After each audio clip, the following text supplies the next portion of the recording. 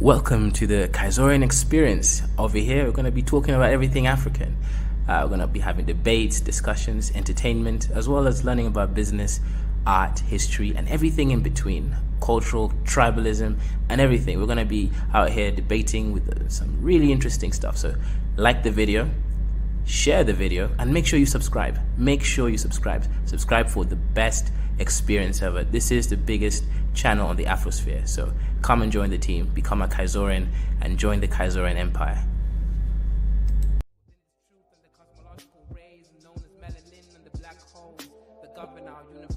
Universally exist within myself, within this premise, and I exist within this bluebird in the sky. I'ma fly like the blue in the sky. I'ma fly like bird in the sky. I'ma fly like bluebird in the sky. I'ma fly like bluebird in the sky. I'ma fly like bluebird in the sky. I'ma throw my bluebird in the sky. I'ma soar like bluebird in the sky. I'ma soar like bluebird in the sky. I'ma fly like bluebird in the sky. I'ma fight like bluebird in the sky. I'ma eat like bluebird in the sky. I'ma be like bluebird in the sky. I'ma be bluebird in the sky. I'ma be free, bluebird in the sky. I'ma be free like bluebird in the sky. I'ma be like bluebird in the sky. Back again like the second coming. Strumming my vocal cords like the hummingbird in the sky. Y'all can't deny this. Real rap lyrics, it's like I ain't got no rhyming through the sky limit. What is skin tone, shade of color, but a parallel form of frequency like a ringtone on your phone. Melanin expression, tied up in the universe, feeling like God. Is this really us? Is it serious? Is it really wrong to be diverse? I'm a divergent, immerse myself like an ocean beneath this waves. Be a divergent, born to be different. Indigo child, wild like canary.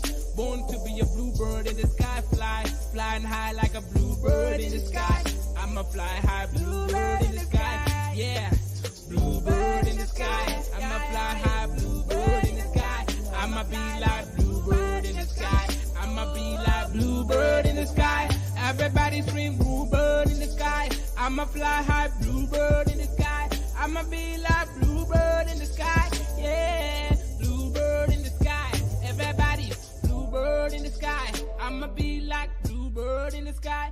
I'ma be like bone black, sweet like a berry. Flying high, high like a canary. Scary with my hoodie on. Hating on my vibe on the street that you'll be feeling my frequency of the song. But I know that I ain't never ever gonna be ever the same. But I know.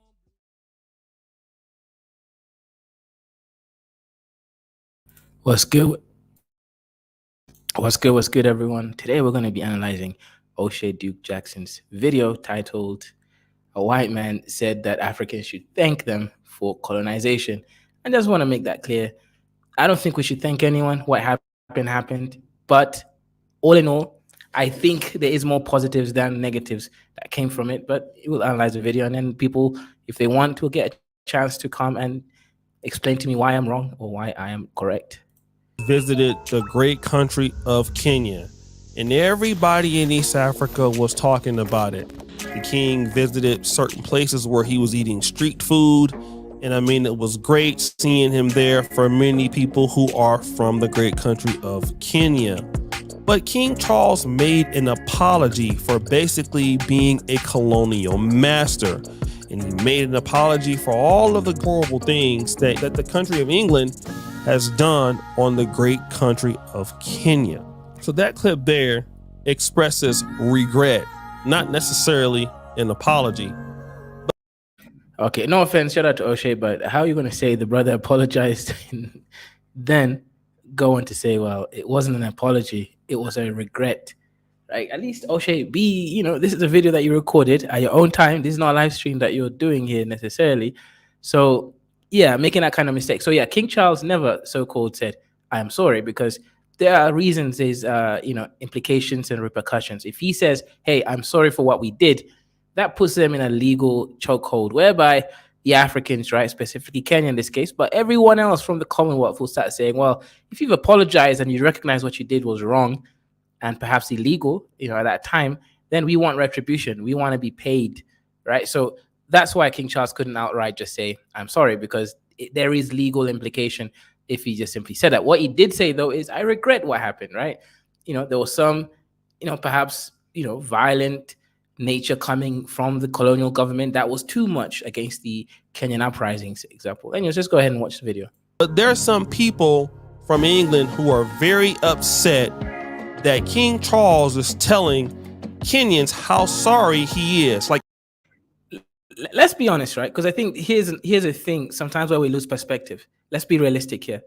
If a Kenyan monarch, right, or high-ranking politicians went around apologizing for things when it was geopolitical, there's multiple, it was nuanced. I don't think the Kenyan citizen is going to be happy with that either, for the most part, because of pride. The king does represent the pride of a nation. So I'm not mad at this Mzungu, right, or Igbo, for being mad at King Charles for almost apologizing. Of course not, right? That's literally what they should be doing. They should be nationalists for themselves, right? So any Africans who think, oh no, he's wrong. No, he's not wrong at all, right? Support your nation. This is a geopolitical war, nation against nation. So I'm not mad at that at all. That's actually the normal thing to do. How dare this British monarch go and tell these Africans that he's sorry? These Africans that you're going to hear that we feel like we are better than them. And guys, I want you to get ready for this clip that we're going to review, because it is not only very racist, but it's also very disgusting. Let's check it out and let's be amazed. I wish the king had more pride in Britain. But it seems that every time King Charles visits the West Indies or Africa, he's got to crawl, he's got to grovel, he's got to apologise for Britain's wicked colonial past and pretend it was 100% evil. Yeah, see, that's the thing, okay, yeah, so the guys actually recognized that there was some evil elements, right? For example, there's some things they made the Kenyans do. They made them have what they call kipande, right, which is an ID card. If you're from the wrong area, right, let's say ID card basically was like an internal passport, okay? If you were coming from one region, you had to get a right to be allowed to travel to a different region. Otherwise, they collect you, they put you in some internment camps, or other sort of, repercussions. So they were policing the movements of Kenyans. They did steal some land from some Kenyan tribes and then made them work in there, to pay back the taxes, land taxes, etc. Right? So someone comes, takes your land, makes you work in their land, and also makes you pay taxes, right, to them. So yeah, they did some very bad things, etc. But let's be realistic here. There was some good things that came out. For example, English language. English language is a good thing. It's a good net positive. Why? Because now you can learn things and you can export your people around the world, and they can work and live almost anywhere, especially the countries with large economies. So that's not a bad thing. Next one. Democracy. I don't know much about democracy, man. I'm not really a fan of it, but. And it's the whole same story again on his visit this week to Kenya, where activists are hoping that after sorry comes reparations, free money. The wrongdoings of the past are a cause of the greatest sorrow and the deepest regret. They were abhorrent. Yeah, whether the money is free or not, that's up for debate. The British did steal a lot, obviously, during the time. Yeah, they did make some developments. Let's look at this from a logical perspective, right? The British did build stuff, right? They built trains that were still being used today, right? They built some ports, right? They invested in road networks, etc. They educated some people, etc. Right? The British Parish Church, the Anglican Church came and educated people, right? Before the British came in, there was no formal, education in this country. There wasn't, right? There was like little tribal information, but there was no education, right? So they did actually help in that, right? Let's be realistic here. There were a few things that they did, right?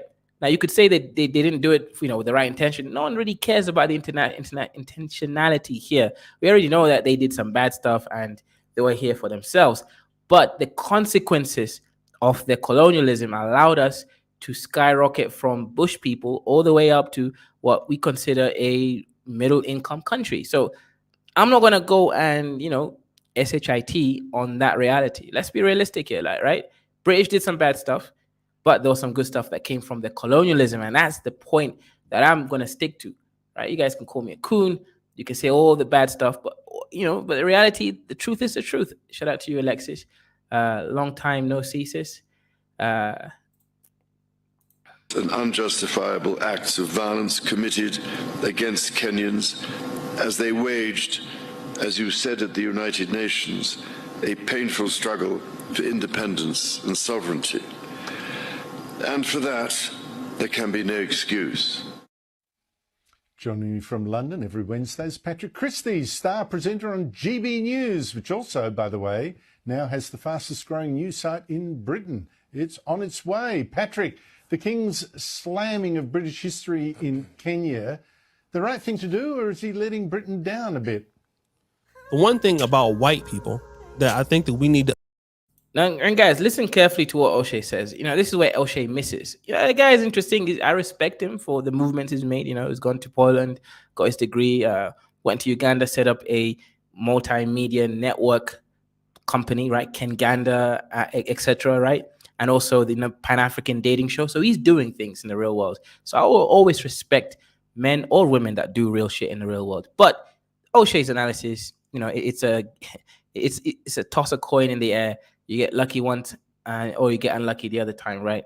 This time he's missing here, right? He's going to tell you about how white people somehow see themselves as one. No, any country right now, if you go to Nigeria and ask Nigerians to accept that Ghana must go was bad, Nigerians will go and tell you the real facts. They'll go and tell you, well, actually, Ghana kicked us out first, blah, blah, blah.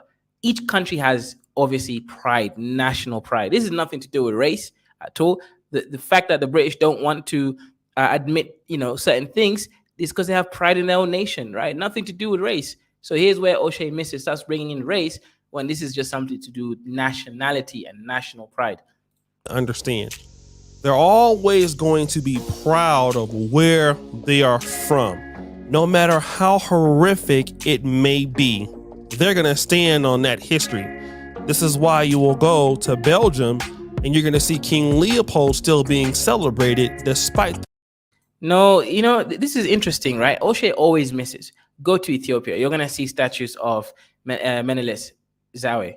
You're going to see one of Haile Selassie. You're going to see things which one tribe will think they commit genocide against us. They did something bad against us.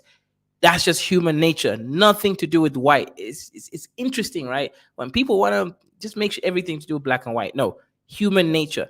You go to Africa, you'll find leaders from the different tribes who the other tribe will say caused immense pain against them, and statues of them too, right? People want to put their leaders that they think did great for their nations, right? These are European leaders. These are not African leaders. The atrocities done in the Congo in years past, because white people know who they are. They know where they are from. They don't belittle their ancestors, even. Oh my God. White people know who they are. They know who their ancestors. Africans don't know who they're. Like, I don't know who you're referring to. If you're referring to Black Americans, make it very clear, that you're speaking about Black Americans, right? But this is a Pan-African show talking about Africa. So I'm seeing some, inconsistencies with this thought framework right now. Africans know exactly who they are. They know literally the tribe.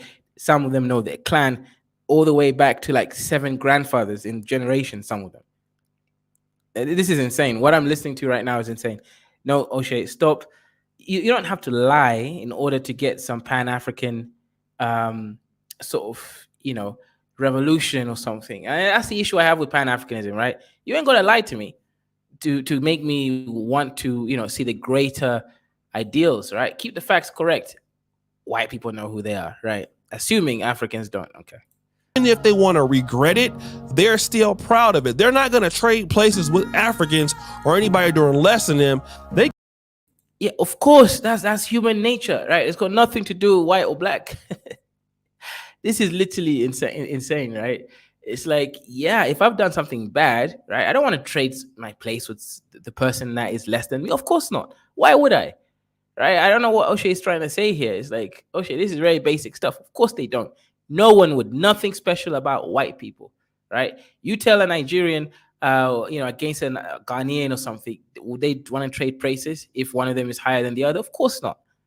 Right? This is the same thing with just human nature. It's interesting how Pan-Africans like to bridge everything through race when race is actually the most insignificant portion of the statements that they're making. To me, that gives me lackluster sort of vibes. It's not accurate, right? Guys, you can still be a Pan-African, believe in the African revolution, believe in the African people and economics and, international trade between African related people without having to make weird narrative lies around, right? Come on.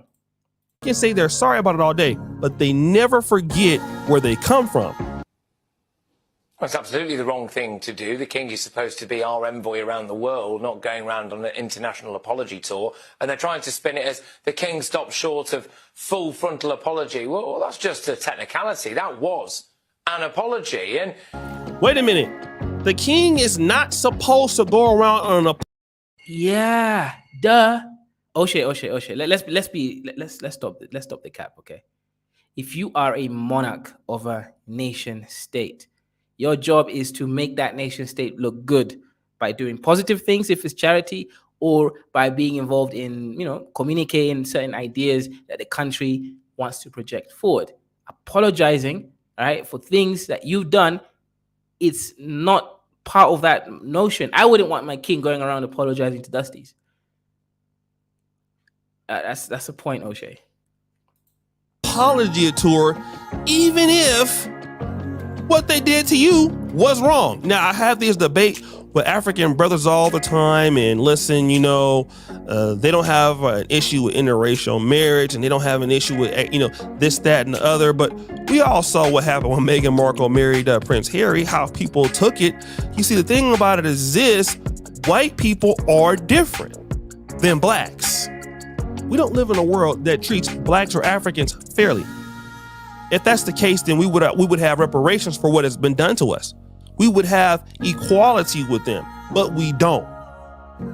But this is how they feel. Many of them feel. Collectively, we don't have equality simply because we don't have leverage, right? The world doesn't treat anybody fairly.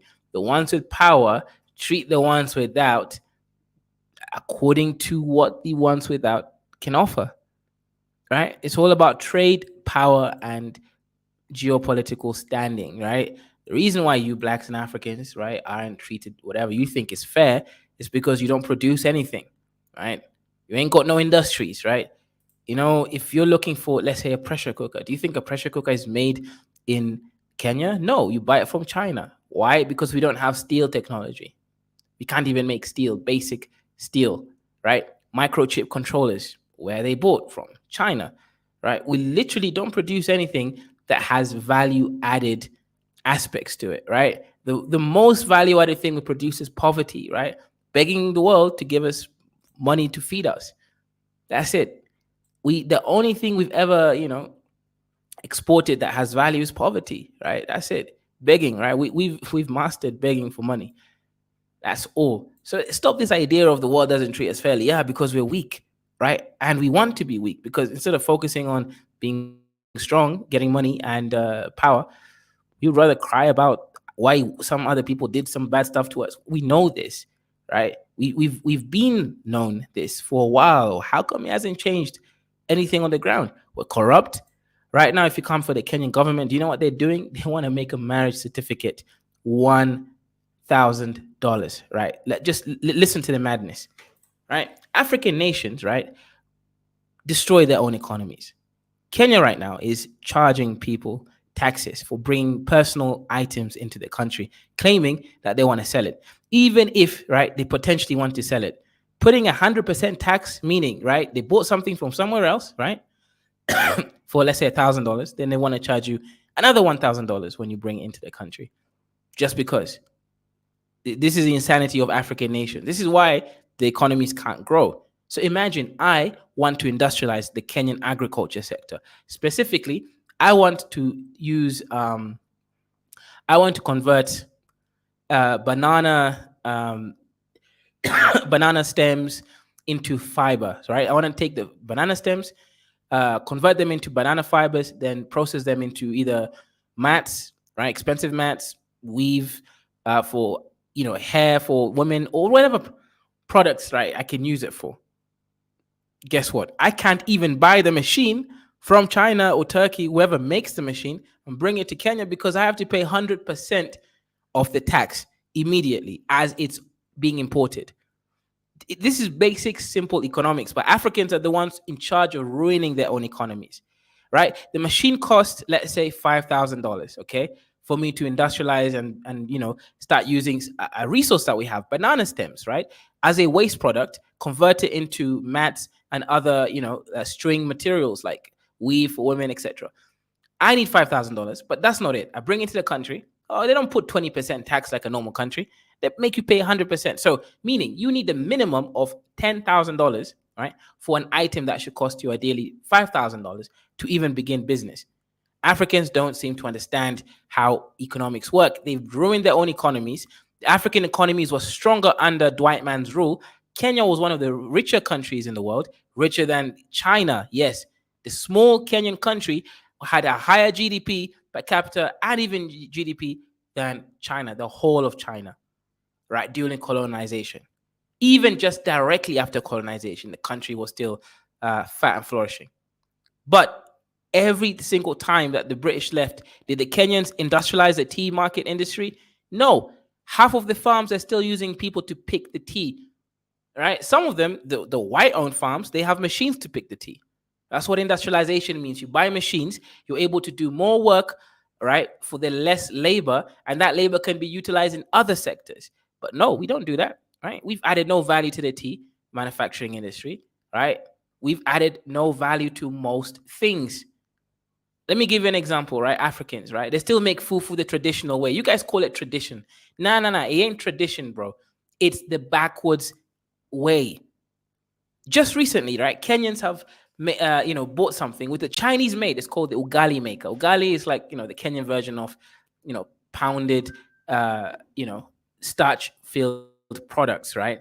AKA like pounded yam or something, right? But ugali is made of corn starch, right? Just corn. They take the corn, they mill or grind it, right, into a powder. They take that powder, mix it with hot water in a stove, being cooked until it becomes hard.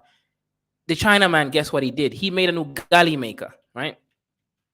And what the reason I'm saying this stuff is this, right? African economies, African countries don't make it easy for African people to conduct business. That's the point, right? It's simple as that. They don't make it easy. They make it so hard for you to do anything to the point whereby your economy collapses and then you blame white people for colonization. Bro, if they never colonize you, you still be living in the dark. Literally, no education for your kids, right? No access to international systems. And you'll be crying and begging just the way you're doing now, to be honest, perhaps even more. So I say Africans and black people need to realize the issue is not with the world. The world, it's not that the world doesn't treat you fairly. No, the world treats you very fairly, right? Based on what you give the world is even actually treating you better than they should. That's the reality. Fairness does not mean they're treating you the same. No, bro, listen. I do not pay, right, all my employees equally. Why? Because some of them do more work, right? Some of them add more value. Some of them are more trained, etc. Right? You give back according to the value. And Africans, our only value I know is always crying, complaining about stuff, but they don't want to build anything. Anyways, let me show you what the Chinese has made, right? Which, and Kenya should have made this a long time, right? All they've done, the Chinese, is just converted a bread maker and into an ugali maker, right? Look, this is the ugali maker the Chinese made. Look at this. No more do you have to go there, spend, ugali. No, you can just buy this machine, right? Let me see if my screen sharing, right? You can just buy this machine. It's called the ugali maker. Look at that. It's just a bread maker that has been repurposed to cook ugali. But it's still innovation.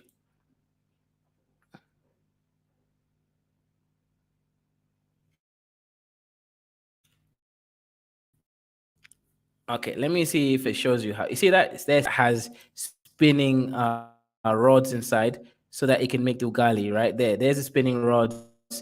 It will mix each time.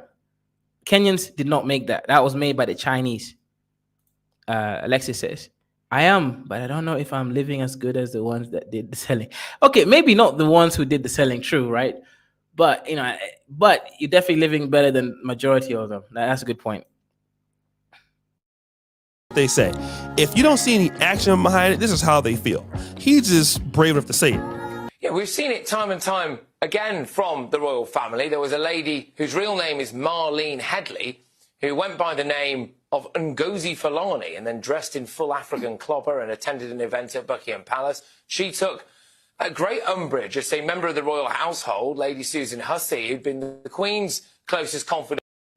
Yeah, so shout out to James for saying Chinese is high IQ. But, China is not high IQ just because, the population in individual Chinese people are high IQ, but it's the way that they manage their society and systems, right? If Kenya didn't have these crazy taxes on individuals or companies in the country, they would be able to actually allow for innovation, right? When you're stifling innovation by so many taxes all over the places, people aren't even interested in investing there, right? Because you niggas always like, oh yeah, they take the money out, the money goes into Europe, it goes to China, France, and yeah, bro, I would do the same situation. I'm not gonna invest in a place that is just so difficult to invest because they just put stupid charges all over the place. It's like they don't seem to understand how businesses are done, right? You do a business, you sell a product, you got to make the product, but you have to make a profit. Otherwise, it's pointless. They don't get that. They're just stifling you. The Chinese went there and made an ugali maker. Imagine a thing that cooks a staple Kenyan food, right? Not just Kenyan, Zimbabwean, Kenyan, South African. All these countries have the same dish.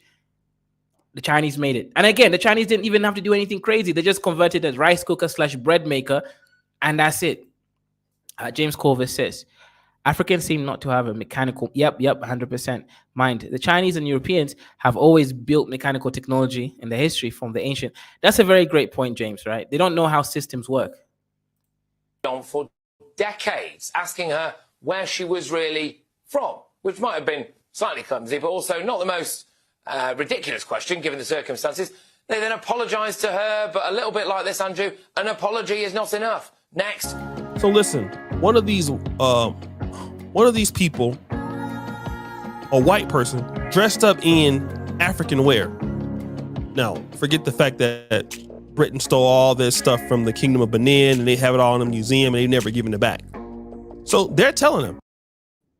Bro. Oshe, is your mind working okay? There's nothing wrong with an European dressing like an African. Bro, you literally dress like a European. You think an African invented the clothes that you're wearing right now? So stop the cap. Just stop it, bro. This whole, stuff people do of cultural appropriation and stuff, bro, if you start going down that line, right, you're appropriating Western technology, podcasting right now on a Western company called YouTube.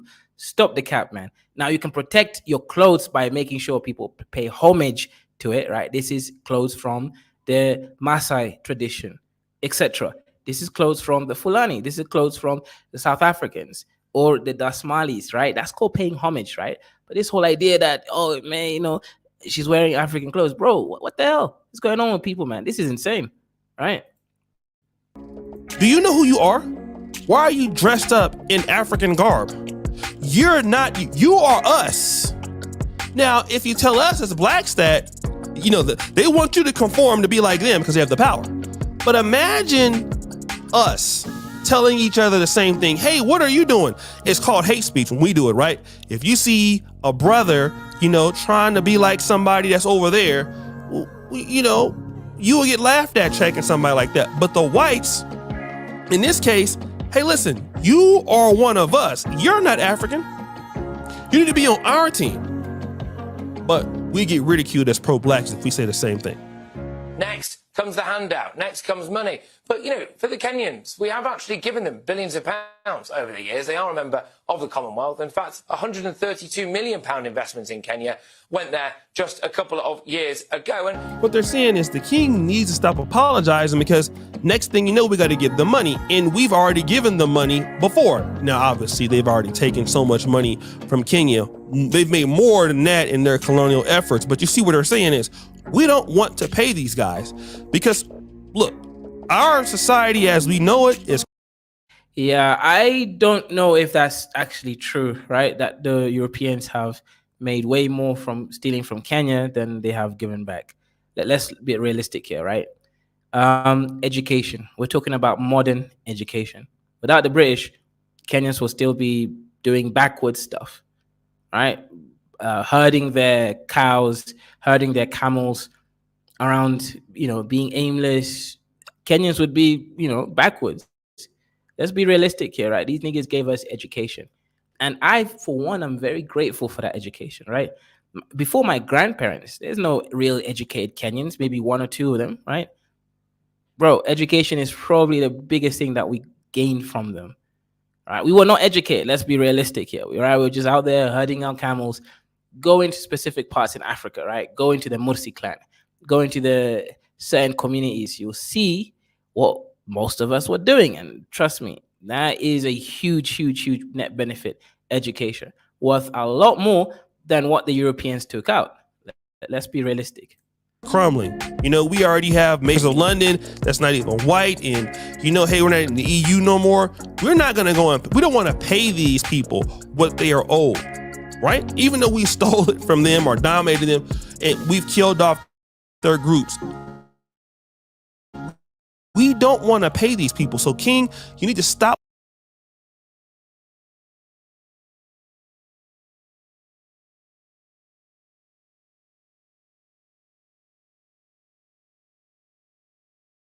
Well, all that BS. Can I just say, whenever we see incidents take place in this country, if we see a terror attack or something like that, we don't ever expect an entire community to apologise for the actions of one rogue individual. So why should our entire country now?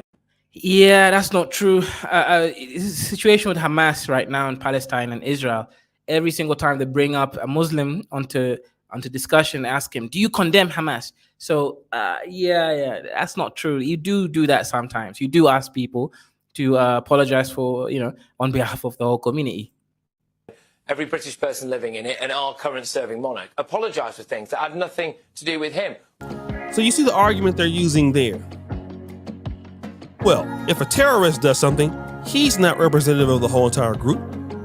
So why should we all be blamed for what happened in the past? You see, they're trying to make this argument is not equal, because when a terrorist does something and he's isolated, nobody benefits from what he does. It's only destroyed.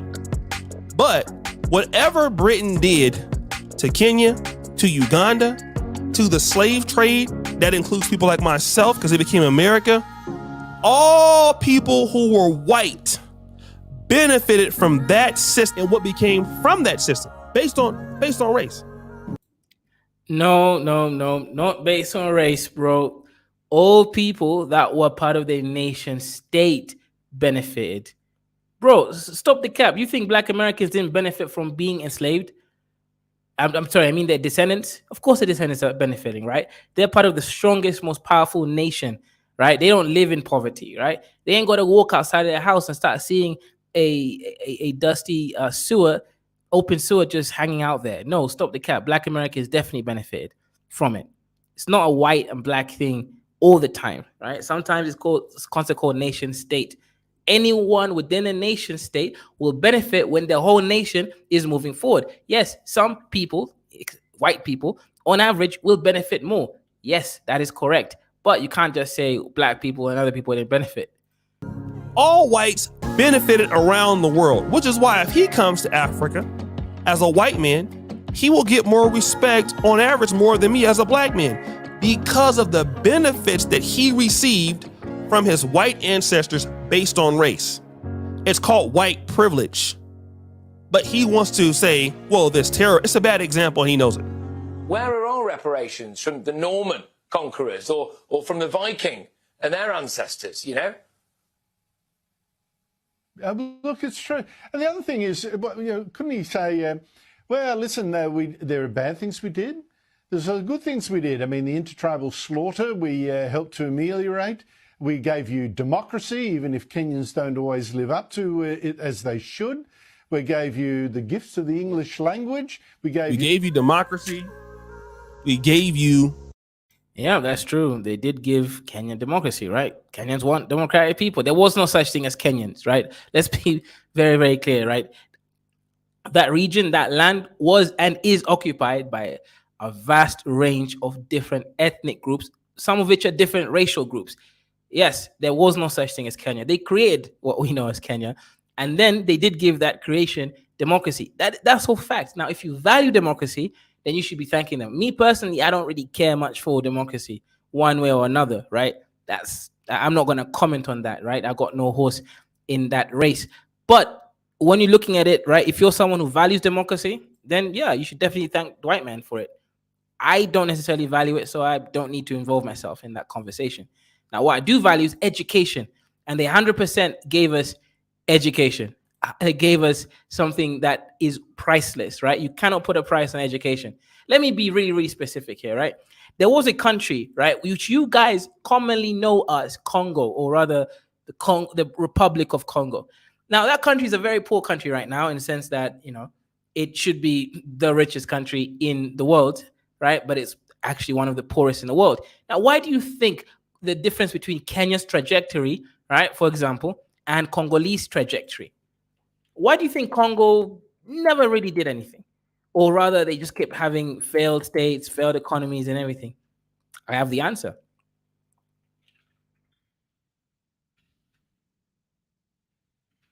And I will pull up the receipts, right?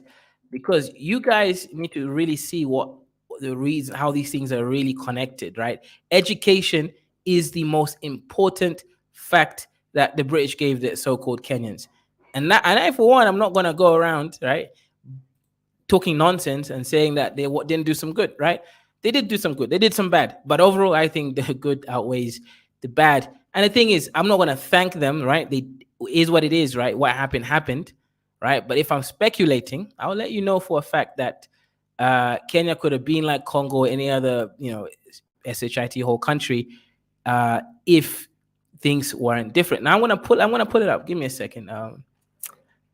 Something that I'm looking for.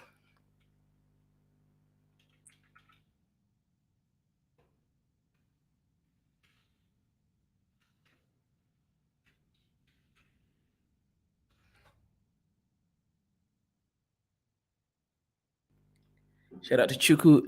Igwe says Igbos are owed reparations from all the Igbos stolen by the Great Britain to build up their colonies in North America and the Caribbean around the world. Cut the check. 100%.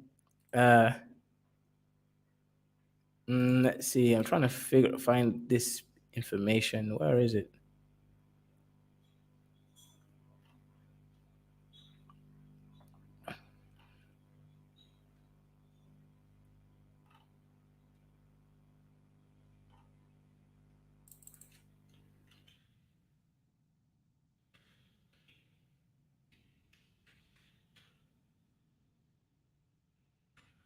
Yeah, I'm trying to find a document, right? But where is it? Where is it? Anyways, we'll continue.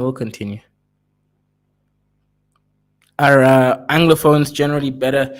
Well, first of all, Alexis, it's only in West Africa that people even use that term Anglophone, right? In the other parts of Africa, we don't even know what the hell that is. Uh, yeah, because I think that word usually has some kind of cultural connotation to it, right? It's like in areas where there's both the French and the English dominated areas. Um, Generally, Alexis, yes, the effects are definitely better. Yeah. A second. Where is this education? Trying to find where this is, right?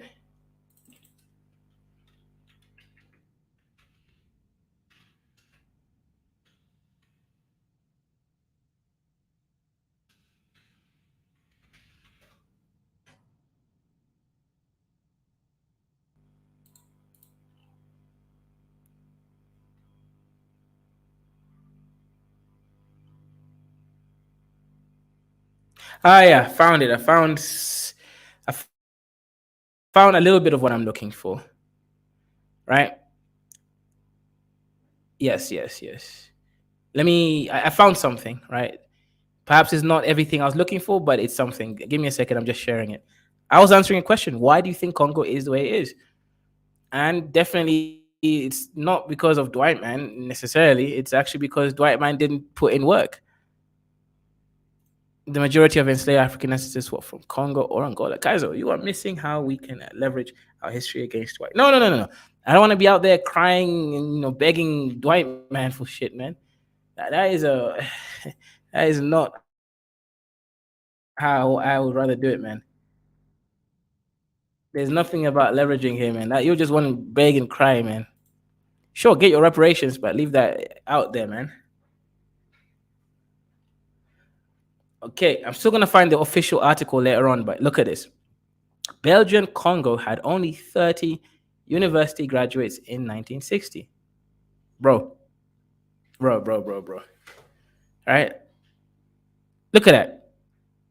In the whole country, right? Just really, really think and deep this down, right? You need university educated people or something similar, right? Something or similar worth. But university is a great way for us to sort of to agree on some standards, right? So Belgium had only 30 university graduates in 1960, right? Did the level of higher education in British Colonial Africa differ? Of course they did. That's why Congo is where it is, 30, bro. What are you going to do with 30 university students to build a nation of millions of people? You can't. And that's exactly why Congo went down the path where it did. Right? Let's read some stuff here. Someone says, yes, education in British Colonial Africa was different from Belgian Congo. Lavernium University was founded just outside Leopoldville, right, 1952, and took students of Belgian Congo, Rwanda, and Burundi. Basically, what we called, Rwanda and Burundi is Burundi, anyways. But that was one country at that time. As you mentioned, Belgian Congo gained independence, right, in 1960. So there's only graduating classes of 1958 and 59, and maybe the 1960 at the independence, right? According to U.S. Department of Education welfare document titled "Education Development in Congo," right? That's what I was looking for, right? Yeah, thank you very much. From 1966, there were 27, bro, Congolese students admitted. So, do you really think that 27 students or 30 students, right, are enough to run a country? No, they're not. And that's the reality. The Belgians refused to educate the people in Congo. Now, the British did educate Kenyans, right? That's the main difference why the trajectory of those two countries went vastly different. Language. So what they're trying to say is Kenyans are, before we came there, you didn't know what democracy was about. That's a fact. There was no Kenyans. Bro, like, listen, O'Shea. At least learn, right, some basic African history. You should be watching this channel, for example, right? Kenya is an European concept created by the British. It didn't exist. And right now, I suppose it exists because people claim they're Kenyans, right? But there was no Kenyans. So-called, what you consider Kenyans, didn't even have a centralized kingdom apart from the Wanga kingdom. The rest of them were just a bunch of, camel jockey herders, right? Cow herders, and a bunch of people maybe growing some millets or something like that, right? Or some banana. That's it. Or hunter-gatherers. These were very unsophisticated tribes that didn't even have concepts of time apart from the Wanga kingdom. That was high IQ society, the only one in the whole country, right? They had a system of democracy. Fair enough, right? But the country, right, you guys call Kenya, was created by the British. So yes, there was no democracy before the British, obviously. Because you just could not handle yourself. We gave you English. Yes, English is a great language. I don't get how this, bro. What do you think Pan-Africans are using to communicate right now? Are they speaking in Uga Buga? Are they speaking in Kiswahili? No. Are they speaking in Hausa, Fulani? No. Are they speaking Yoruba? No. They're speaking in English or they're speaking in French. So even for your own so-called pro-Black movements, English, right, comes in there as a huge ability for you to connect with people from around the world. English is an international language. Yes, it is a net benefit, obviously, right? Nigeria's national language is English for a reason, because they couldn't even agree to put Yoruba or Hausa or another language as the official language alone because people complain. So English is a great unifier of Pan-Africanism. I don't know what you're even having against that, O'Shea. Shout out to one man, went to Mo with a £2 band long-legged blonde girls. Let's talk about English. I was in Kenya not too long ago, and what is spoken in Kenya mainly is English, but also Swahili. But what has been lost because of the English language? There are people that are Kikuyu. I'm probably mispronouncing that. Well, actually, the correct time is Agikuyu. But you can say Kikuyu if you're using the Englishized Kiswahili. You could say Kikuyu, not Kukuyu, Kikuyu. But the real term is Agakuyu, right? That's the term. And the main issue with some of the people 40 and up that they're complaining about is that their children cannot speak Kikuyu, but they speak fluent English and fluent Swahili. My gosh, this is embarrassing. Kikuyus are literally in Kenya. If you come right now, if you go to Nairobi and you hang out in a Kikuyu area and you don't speak it, bro, they don't even bother speaking Kiswahili of English. I don't know which two Kikuyus he found who somehow told you this, but no, Kikuyus speak their language very well, right? I've been to Kikuyu areas, right? These niggas speak their language. Even doing business trade deals, they still speak their language. That's the biggest cap. Right, that's the biggest cap. It's insane. So he's even complaining that because you're first of all, there's so many things. Kikuyus definitely speak their language. That was the worst tribe to use as an example. Even Kikuyus abroad in the UK, US, they still learn their language, right? So that's a very bad example to use. Secondly, what do you think the alternative is? So you basically, this guy is literally making no sense, right? It's almost like his brain doesn't function like a human normal brain. What the hell do you want Africans to do?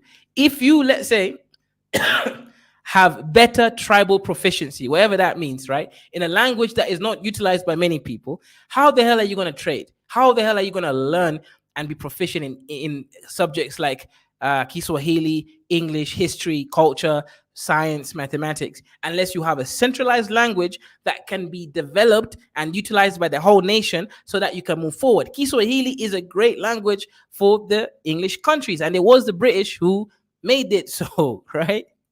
The British made sure that the region was speaking one African language, Kiswahili, so that the Africans can learn a language similar to them, right? Making them learn English was difficult, but making them learn Kiswahili was easy because it was similar tongue to their mother tongues. Kiswahili is a great addition. This person clearly has a few brains and screws loose. I don't know what his point is.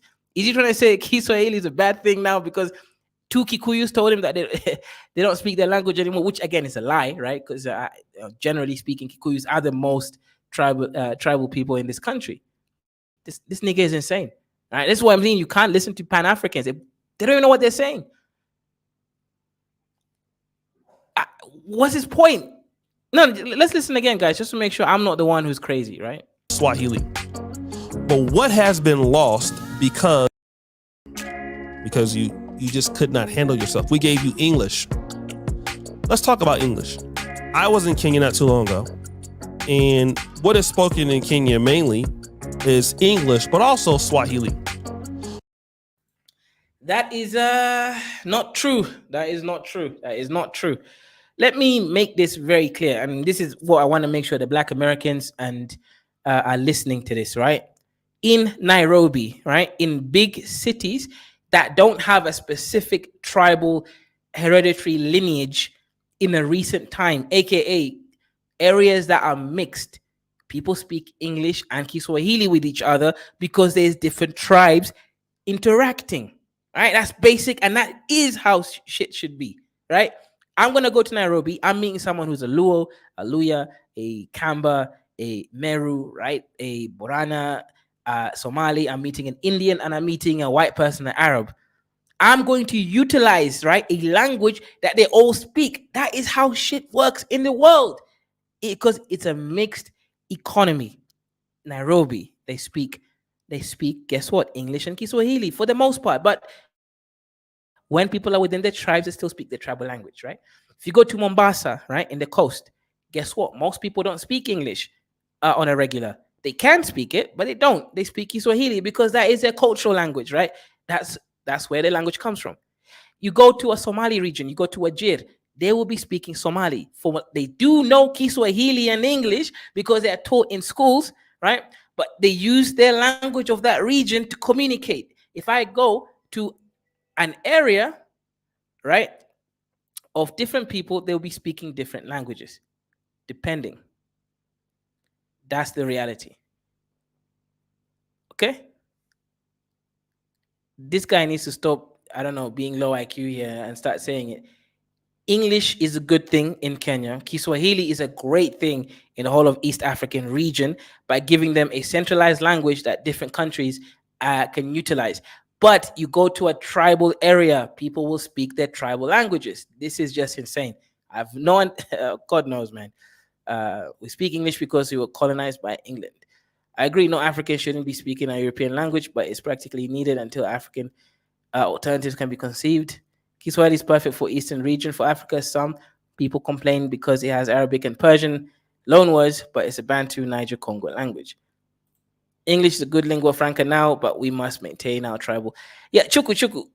Everyone still speaks their tribal language, right? The problem is, right, tribal languages cannot be utilized for international trade, so you always not be able to communicate. You need to choose a language, like like Kiswahili, for example, and then develop it so much so that you are fluent in it, right? You ask the Kenyans can speak Kiswahili fluently, right? So they can add things to Kiswahili, but you can't just, for example, Chuku, you cannot do economics lessons. You can't do science lessons, right? Maths, English. Sorry, not English. Sorry, maths, biology, physics, chemistry in most tribal languages. They don't have the syntax for it. They don't have the grammar for it, right? They're just not there yet. Now, you can't develop every single African language to that level because there's just not enough speakers.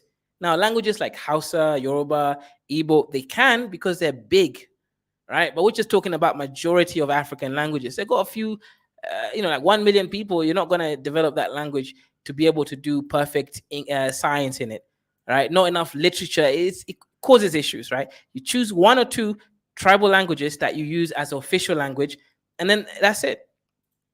But what has been lost because of the English language? There are people that are Kikuyu. I'm probably mispronouncing that. And the main issue with some of the people 40 and up that they're complaining about is that their children cannot speak Kikuyu, but they speak fluent English and fluent Swahili. So they have lost their culture. But did you lose your culture? Is that a gift? What about the people who lose themselves? So we gave you the gift of the English language as if English is greater than your own language. Let me tell you this. I'm living here in the Central. I live here in Kampala, and here the language is Luganda. You have people here, business people here, who are completely rich, and they speak Luganda only. There's Bukele TV operating. Oh my God, this guy is actually retarded at this point, bro. You cannot use minute examples of Dusties who apparently can speak Luganda only. I doubt that they can only speak Luganda. I believe they can speak English. They're just not choosing to do it, right? And Luganda is a lingua franca of Uganda, bro. Literally, Luganda is an official language in the country, just like Kiswahili is. What point is he trying to make? It's not like someone just speaking only Kikuyu. No, Luganda is different, right? Most Ugandans speak Luganda, right? The language of the Bugandans, right? They do speak that. And they also speak Kiswahili in a lot of Uganda. And they speak English in most Uganda. What this nigga is basically saying is there are some people who can only speak Kiswahili in Kenya and succeed in business. Well, yeah, well, duh, right? Because that's the language spoken over here. Luganda is the language spoken in Uganda across different tribes. Duh. I don't know what kind of point he's trying to make here, right? That's what I'm trying to say. It's unsynchronized people just saying stuff, but not really thinking about what they're actually saying. Bro, Luganda is the equivalent of Kiswahili in Kenya, right? Kiswahili is a tribal language from the Swahili people, and then they made it a national language. Luganda is the language of the Buganda people, and they made it the lingua franca of Uganda. Duh. Only in Luganda. But yet, if you go to the central region in Kenya, in Kikuyu land, the territory, or anywhere where they are at, Nakuru and those places, you will have people that are from Kikuyu living in Nakuru that cannot speak Kikuyu. Yeah, no. Kikuyu speak their language. One or two, let's say people from Nairobi that don't count. This nigga is unsynchronized. Bro, Kikuyus are literally like the Dasmalis, right? They value their culture so much. They speak their language. One or two people that can't does not mean a trend. Now, if this nigga said the Luo people aren't speaking as much Luo in Kenya, fair enough. They love English. Kikuyu, very bad example. But here, you cannot live in the central for the most part and be from Uganda and can't speak Luganda, because that's culture. Language dictates who you are, what you do. And a gift of a foreign tongue. Yeah, let me just prove how unsynchronized this brother is, right?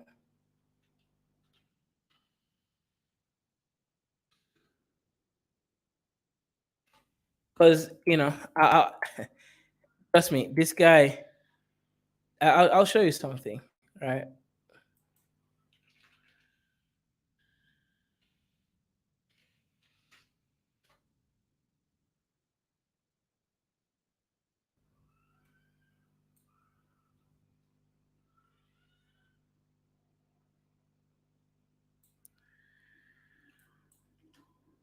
Okay, I'm gonna show you the most widely spoken languages in Uganda. You can't use Kikuyu as an example because it just doesn't make sense. I'm just sharing my screen right now. And if we look at my screen, no, that's the wrong screen. If you look at my screen, look at this, right?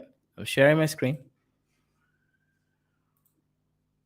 Right? Language in this Uganda. Uganda's official language is English, okay? So English is the official language in Uganda, which is spoken by most educated Ugandans.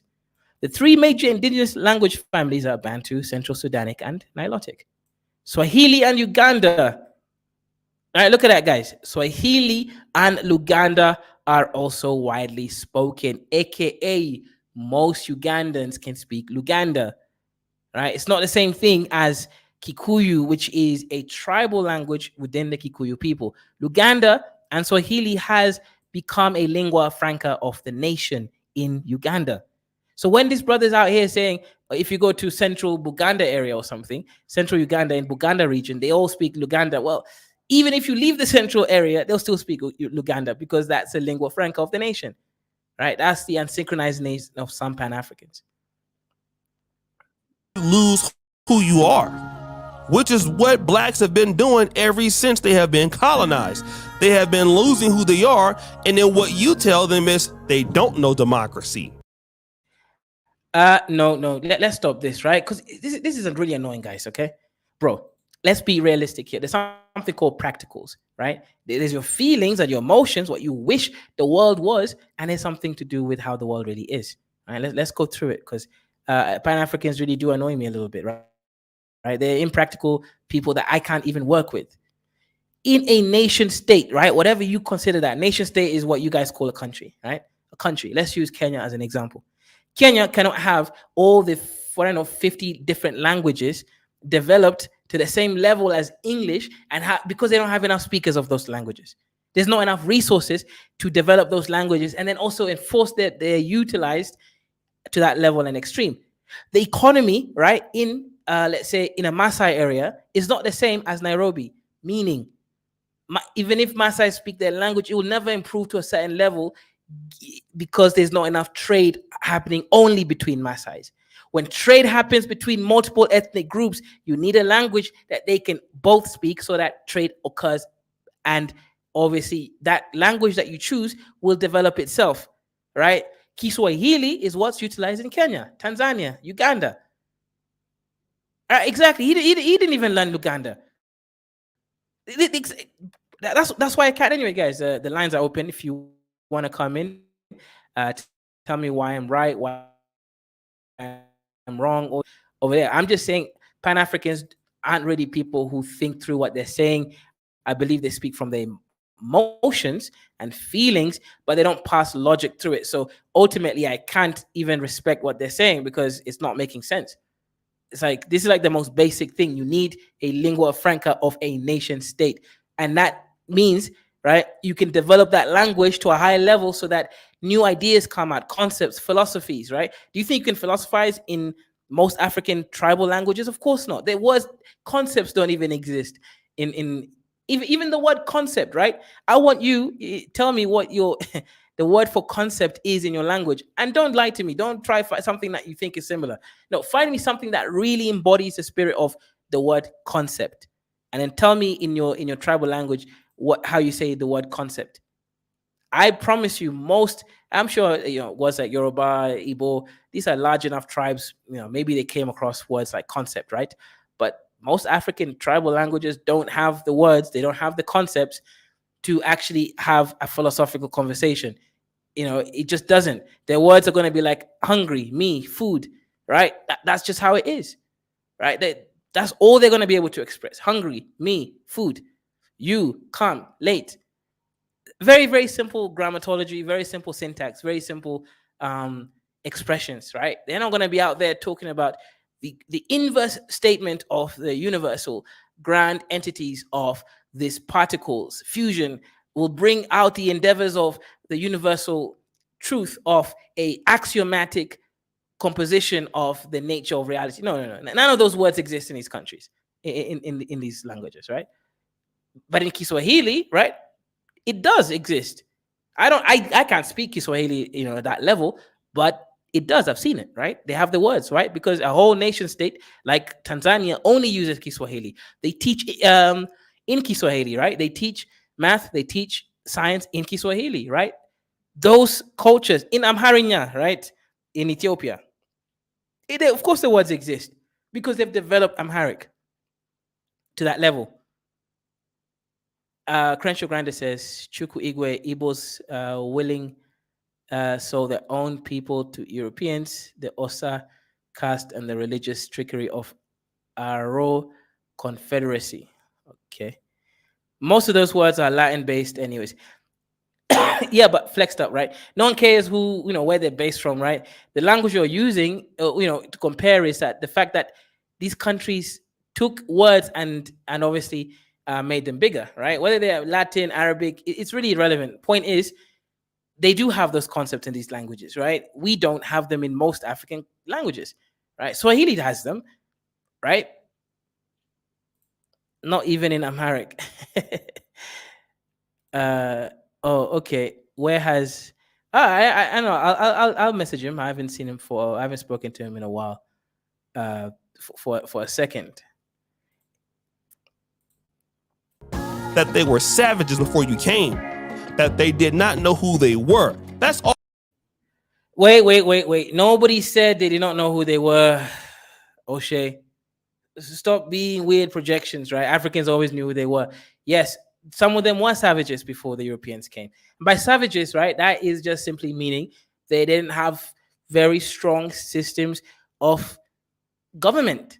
That's all a savage means, right? It doesn't. No, they weren't savages, anyways. They were uncivilized, not savages, right? Savages is a little bit extra, right? That means you're willing to act, with violence and stuff. That's not necessarily true with Africans, but they didn't have strong civil systems, right? They have civil law, they didn't have civil court systems, right? They didn't have. Some cultures didn't have it. Now some of them did. So no, O'Shea, stop projecting. No one ever said Africans didn't know who they were. I mean, that's insane. It's like you're projecting your Black American fantasies onto Africans, and I've seen this happen so many times. We Africans know exactly who we are, O'Shea. We're not you, right? Let's make it right. We're similar people, but we're not the same. I know exactly who I am, right? And you might not, but don't put us in the same boat. I've seen this shit, right? You were put in the boat by the West Africans, right? We are not in the same boat. We came on a boat willingly, so don't put us in the same boat. O'Shea. No democracy. That they were savages before you came. That they did not know who they were. That's all you're saying. No. Stop. O'Shea, I know you're broken, as an FBA, but what what are you saying, bro? Africans have always known who they were and who they are, right? They still practice their dusty traditions to this day. Like, oh my God, this guy really is, gets me irate sometimes, man. Before we met you, you were a nobody. But they know who they are. But they rewrote who Blacks were. the rule of law. Blacks are not the same as Africans, O'Shea. I mean, You didn't know how to rule yourself before we came as whites. Well, they knew how to rule themselves, right? But Western systems tend to be more organized than most African systems, and that's why it is what it is, right? If you're looking, Western systems are just far more, expansive, right? Obviously, that's a fact. That's not even a feeling. Now, whether you like Western systems or not, that's a separate issue. I'm not a fan of democracy, personally speaking. I don't like it. Although there have been countless sources where whites praise Africans in any parts of the world, Ghana, in those kind of empires, how great those empires were, how magnificent they were. But they got to make you feel like that because you need to owe them something. Thank you for civilizing us. Being to Kenya, I look around and I think, wow, if the British hadn't been here, this place would not be quite as good as it is. Not that the Kenyans have quite. Yeah, that's a fact. As I stated before, there is no such thing as a Kenyan before the British. If the British never came to that piece of land, it would not look the way it does. There would not be unity between the tribes, right? Like, let's stop the cap. Yes, he's 100% correct.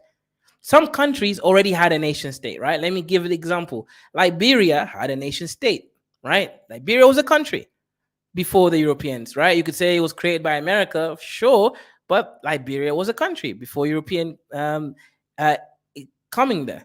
So-called Ethiopia was a country before they got colonized, right? These were countries, right? These were all nation states. You had other ones, right? Egypt/Sudan, they were one, depending on the time period, there were one or two administrative regions, so they were technically a country, right? Nigeria was not a country, right? Nigeria was a confederacy of different tribes created by the white man, right? There is no such thing as Nigeria in history, right? You had different states, Oyo, right? You had all types of Dahomey, all these places around that West African region. So yes, Kenya would not look the way it does because there wouldn't be a Kenya. That's the point. Lived up to the legacy they were left. Basically, since us whites left you, you can't govern yourself. Yes, and this is also true, right? I've shown the economy of Kenya before the white man, during the white man and after the white man. Right now, Kenya's economy is collapsed, right? I used to tell people, come to Kenya. Kenya's a great country. But no, I wouldn't tell people to come here anymore, right? This country is not doing what it should be doing. It's charging people taxes 100% just by arriving with your own personal goods at the airport. Right now, they even tried to raise a marriage certificate to $1,000, right? Let me show you, right? Yes, Kenya is failing as a country after Europeans, right? It's insane. Let me show you what the country's proposed as a new pay for marriage certificate, right? They're so desperate to take extra taxes that they basically are trying to make living or doing anything in this country unbearable. And when you do that to a nation, you ruin it. You ruin the economies. You ruin how these countries function. Yeah, bro, Kenya is gone, flexed up. It's gone. Now, we don't know how long this is for. It could just be until they pay their loans, right? Because their loans have matured more or less, right? So they need to service it a lot of interest rates against it. But let me just show you how much. Let me find something reliable, right? A piece of document that's reliable. Let's see. Kenya marriage certificate cost. I'll show you what this government is trying to do right now, and it's insane. And then later on, they're gonna somehow Pan-Africans will find a way to blame Dwight Man, saying it's Dwight Man's fault, when the reality is it's nothing to do with Dwight Man.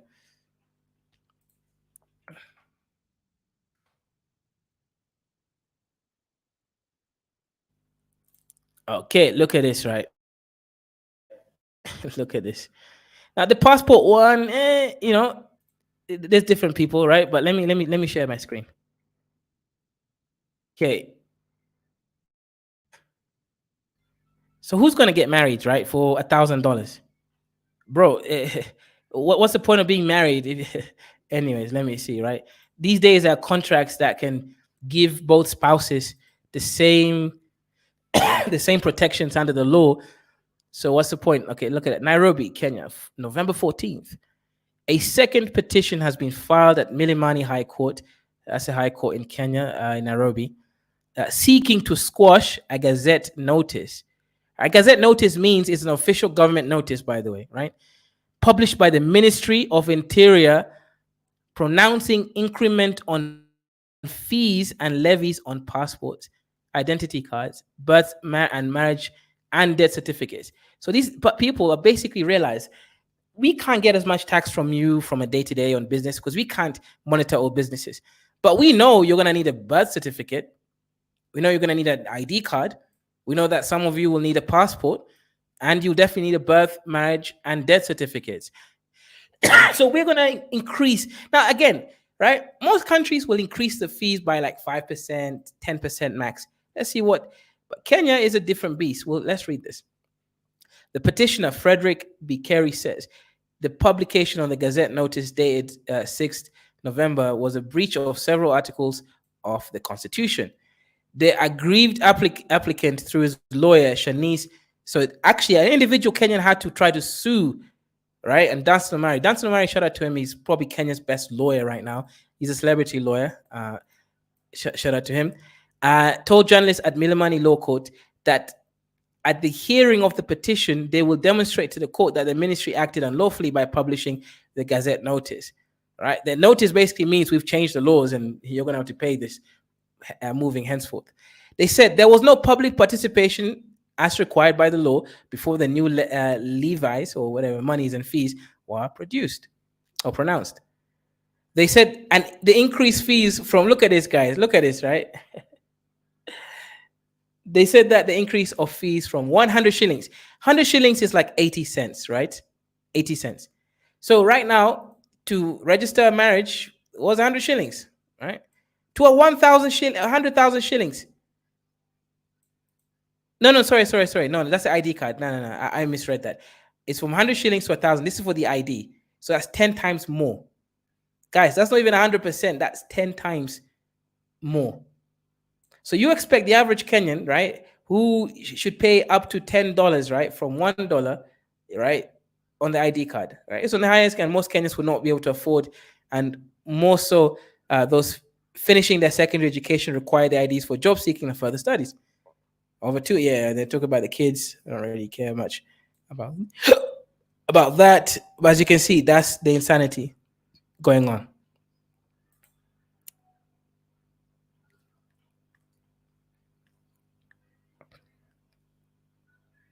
That's the reality of the Kenyan government.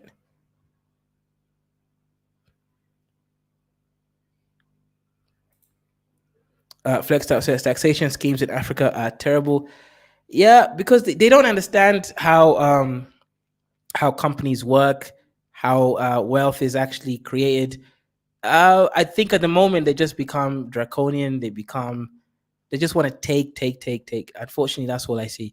Right, I rarely see them thinking long term about anything. Right, all I see is just people coming in and draconian.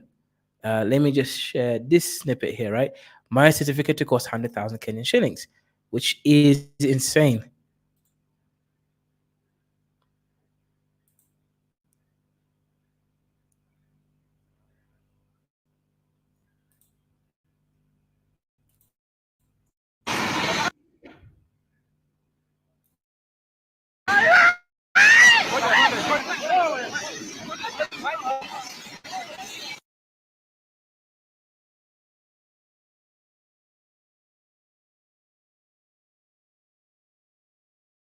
Yeah, are you there, one man, or? I am here. As you know, I saw you here by your lonesome. I felt a bit sorry, so I thought I'd pop in. Do you know what O'Shea means in Yoruba? O'Shea, like Ashe? No, that guy, O'Shea Duke Jackson, or whatever he calls himself. Do you know what No, what does O'Shea it mean? means? Is it It like means Ase thank you. in Ghana? Okay, No, yeah. well, it actually means thank you. But no thanks to that guy. I cannot abide that guy. He thinks too highly of himself. He thinks he's a thinker, but he's as dumb as they come. Yeah, that by my Right. reckoning is as dumb as they come, but he actually thinks he's a thinker. He thinks he's pioneering new thoughts and he's coming up with all of these strongly held views on subject matters that he knows absolutely nothing about. He's not African, so why is he having this fairly decisive sort of commentaries on African spaces? So that rankles me somewhat. But then of course he's making $1 million off the back of that. So how dumb is he? That's the thing. But no. So what was it? I came in halfway into your Yeah. presentation. So where are we in terms of what's being talked about? Yeah. So O'Shea mentioned a lot of different stuff. Okay, so colonization is an example. The King of England, I believe, King Charles, came to Kenya like sometime. I don't know when really, but I think either this last few weeks, right? Last couple of weeks, he was in Kenya, and he made a statement saying that he regrets the actions, some of them, that the British government at that time did against the Kenyans. For example, the brutal the killing of the Mau Maus, like the warriors that fought for independence, and putting them in internment camps. He kind of regretted those things that the British Empire did at that time. Now, the Kenyans were annoyed that he didn't specifically say, "I'm sorry." Then the British were also annoyed that he attempted to say, "Oh, sorry," because he said, "I deeply regret," and there's no excuse for it. So he more or less apologized, just didn't say apology, right? Because regret, yeah. Anyways, people, whatever. So O'Shea started doing some weird things, saying crazy things like Africans don't know who they are, and I'm just like, what the? That apparently white people are the only people who don't want to apologize. And I explained to the people, it's like, bro, if you go to Ethiopia, you'd have statues of leaders who, let's say, one tribe like Oromo would find as a genocider, right? This happens anywhere where this is human nature, nothing to do with white people seemingly knowing who they are. So, and even then, so-called white people don't know who they are in the sense. I think I know what he means, right? He wants to say that white people have become white. So to him, right, an Englishman and the Frenchman sees themselves as the same people, apparently, even though the English left the European Union, right? So he thinks that Africans don't know who they are, right? And to me, that was a very interesting statement, very wrong. Are you talking about like a collective identity sort of? Is that where he is? I think that's what he's saying, but that's me giving him credit.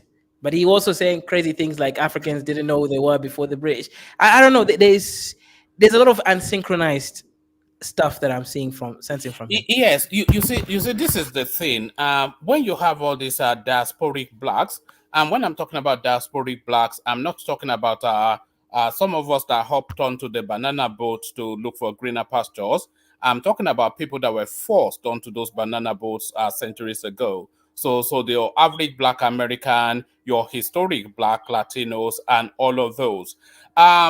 Their concept of Africa is somewhat nostalgic, is somewhat let me just use a novelistic, sort of fantasized, because they've been removed from that sort of space for so long that they have no concept really of what that space is. So they romanticize because that's their defense mechanism. They're not white. They're not anything mainstream in whichever society that vests upon them. So they escape into some sort of a romanticism of what black is, and by transmission, what Africa is. So now that they're coming into some economic being, and they have discovered now the expansiveness of travel, they are now making their way around the world, and now finally making their way back to what they term the motherland. But then, of course, that romanticized notion of what African, what black means in that historical backdrop dating back centuries from wherever it is, there, America, UK, more really Latin America, etc. So that romanticized notion of what Black Africa means does not mirror with the experience that they have when they land on those shores. So it is that conflation that you have in this empty head, that with the bald head that you just played now. Interesting. But so yeah, very, very interesting points.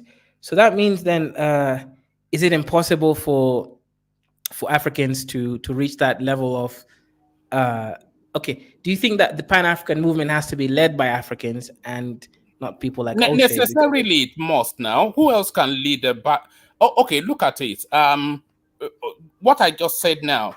So the indoctrination, the mindset, the world view of a diasporic, what do you call them? You heard this term.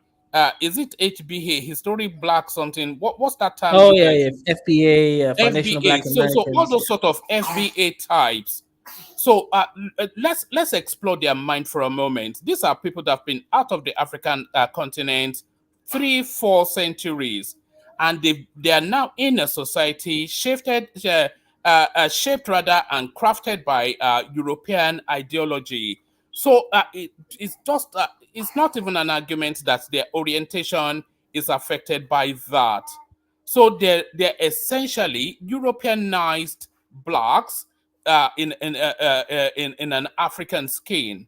So no matter how Afrocentric they want to be, they call themselves Mohisha, Mokita, and whatever. No matter all of that, that doesn't. The mere fact that they are deep in centuries of that Westernized, Europeanized orientation necessarily then means that they cannot lead a black accent in the global space. The only black accent in the global space is an African accent, because those are the real blacks. Interesting. And I think I mostly agree with what you're saying. Yeah, you mentioned this before, right? When you came in onto these more diasporic conversations, and you said something which I thought you were trolling and saying Black Americans should, bow down to the superior African in these movements. But I think you were actually being mostly serious. Maybe just exaggerating the term logic lends to that, does it not? Who can lead a black movement? An original, authentic, historic, never left the shores black, or a watered down diet coke sort of black that claims to be an African American? That's an oxymoron, isn't it? That's an oxymoron. What does that even mean, an African American? You're either American or you're African. It's like saying you're half Yoruba. It's very offensive. How can you be half? You're either Yoruba or you're not. What does that mean, half? How is half greater than a whole? It doesn't make sense. Yeah, that's true. You can't trust half African Americans. That's a really great point. Yeah, that's a really, really great point. African Americans. Hey, I'll start calling them that, African Americans.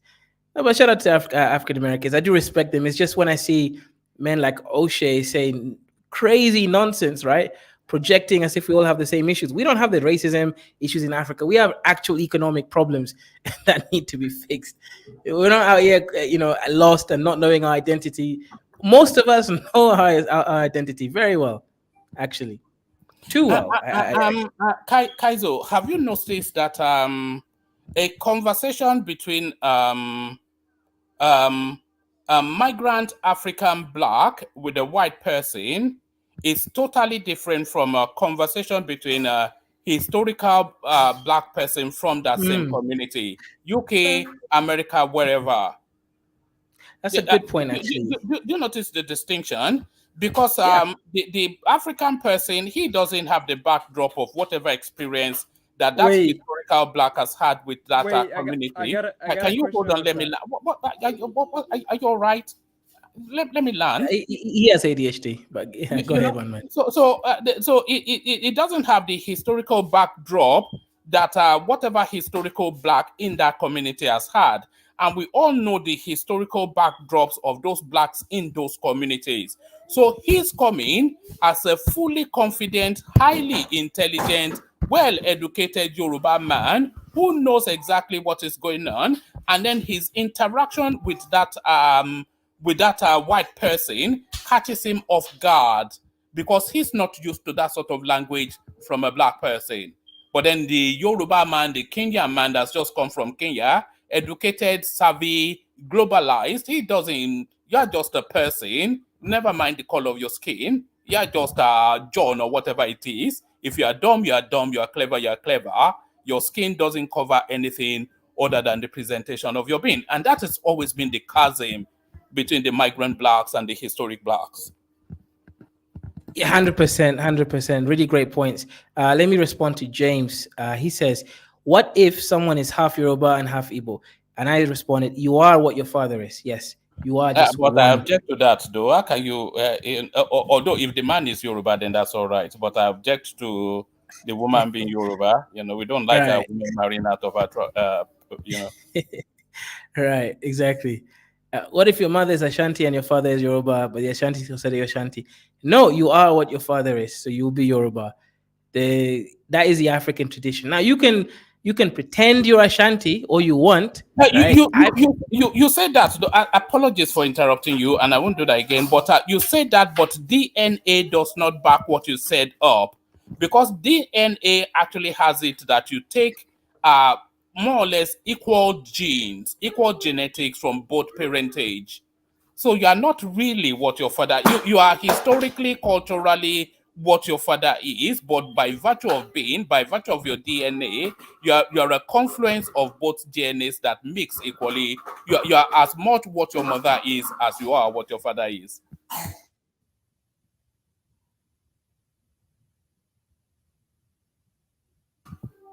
Sorry, have I stumped you? Or you see, very easy to defeat Kaizo. All you need is a Yoruba brain. But chitlins and grits, I think Kaizo needs a moment, so you're coming. Chitlins, let's hear from you.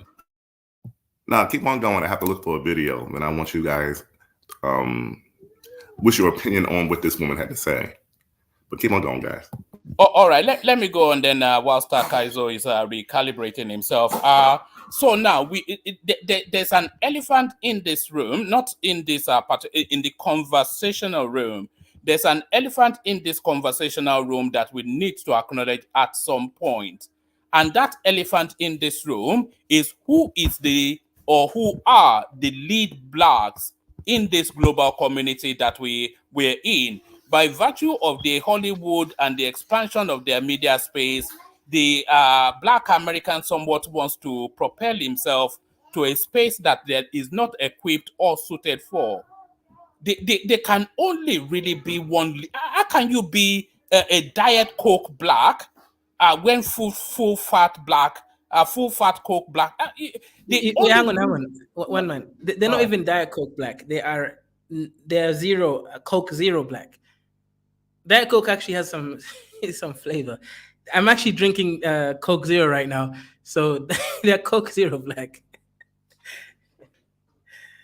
Man, that's crazy. But yeah, shout out Chitlins, man. What's good, brother? What's your thoughts? I don't know how much of my presentation or one man's deliberation you've heard.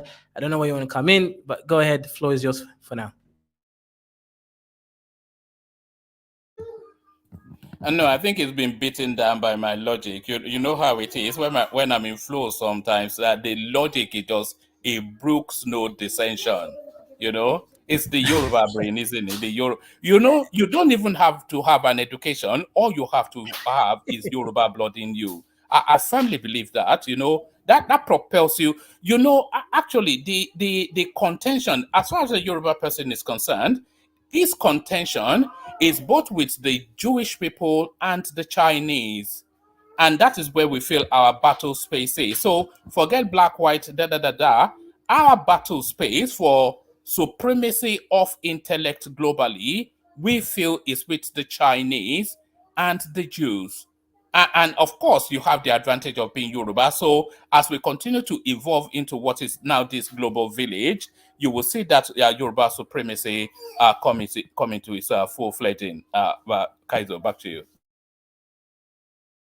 All right, gentlemen, this lady, she's Haitian American, and she's talking about the issues of the Kenyan government, or I guess police, going to Haiti And she really, really, really breaks things down, which is pretty much interesting in regards to race and how some Africans don't understand the concept until they come to the West.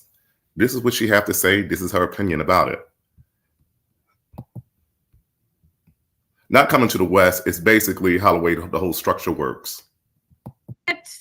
These are Africans talking about themselves. So how does that happen? Well, I mean, it's you gotta Africans as natives is a racializing move. And even like, so you construct them as all Africans. There might be different Africans here and there, but all Africans have particular sets of cultural attributes that Europeans don't, right? So you don't talk about tribes with Europe, you talk about nations. But with Africans, you talk about tribes, right? You construct names, right? So you don't say kings, you say chiefs, right? Because diminutive, right? But people still talk about tribal this, tribal that. What was Germany and France? I mean, they, you know, and the Belgium, these were like tribe people coming together. But even in the naming, right? It's a racializing move because by saying a group is a nation and another group is a tribe, you're saying tribe is less than the nation, right? Because why don't you say Yoruba nation? No, you say Yoruba tribe. That's what's okay. This question is I'll come back to that. Yeah, can you stop for a second there? Right. I want to correct her on one thing and then also answer her question, right? So the correction I want to say is some African countries do actually have kings. Come to Kenya, the Wanga, we actually have a king. It's not a chief because we had a kingdom, right? So sometimes, you know, I like the idea what she says there, but she generalized a little bit too much. She said all Africans. I think though, if you look at it from a European context, they might still, like, for example, we know the Hausa is a kingdom, but I see it in countless times in many, many different books. Even I heard some books on the continent, they mentioned so what did the Hausas call themselves, right? That's the thing. Because here's the thing. If you look at the word Oba does not mean a chief. Or rather, one man. What is the king of kings? No, in the Benin, no, you're not Benin, you're Oyo. But I don't know, do you guys have a king of kings system in your place, or is it just chiefs? Because this is also, like, I would say, westernized blacks. Thank you very much. Thank you very much for. No. Here's the thing, Queso. I want you to see the whole context of what the woman's saying. Then you're going to come back, and then you write some notes. Then you come back. Then you dispute her claims. Okay. Then because the Indian woman asked some interesting questions. Thank you. Then I'll cook this Diet Coke. Go ahead, brother.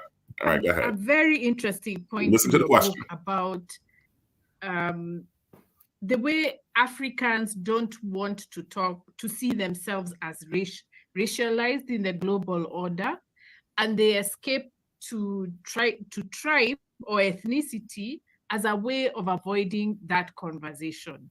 So I don't know if you could elaborate on that, because it was such a mind-blowing point that I couldn't. Wait, can you pause for a second? Al, can you please remove your camera? I don't want to be associated with you if you turn out to be some pedophile or a killer. So please turn off your camera. Thanks. Okay, continue playing, please. All right. Can hear sometimes Kenyans of an ethnic group talking about Kenyans of another ethnic group in a way that sounds like white supremacy. You know, that group is still stuck in tradition. They are not civilized. They don't like education like us. They don't like business. And yet, these are These are Africans talking about them. Let her answer the question. So how does that happen? Wait. 1 second. Well, I mean, it's you got to go back to the Hutus and Tutsis, right? I want to come to the Africans. Okay. There's a Somali tribe called the Rendile community, right? If you can chill and cigarettes, go into another tab and then type in Rendile people, right? These are, in fact, thank you very much. I'm actually working on a documentary, right? I will try to sell it to anyone, even Netflix, and I'm going to be talking to these people, right? The backwoods Kenyans in the north. Now, the Rendile community, right? They are very backwards. They barely wear clothes. These are Somalis, right? Who rejected Islam. You see, they rejected civilization. So they went back to their old traditional African gods, and they live in North Kenya right now, right? They don't even wear clothes, right? The women just run around naked. You can, if you know, all over the place. Now, for me, I'm not saying it's backwards because it's anti-European. I'm saying it's backwards because I'm from the Wanga freaking kingdom. I'm judging them from my own perspective. This idea that Africans can't have judgment that is not influenced by European notion is insane. But yeah, go ahead. All right. We bought into the stereotypes that were created about us, right? The same way that you have Africans believing that Haitians are only gang members and they're going around killing each other. We bought into that, right? So it's been, at this point, it's been like 50 years since political independence, quote unquote, right? So you have that, right?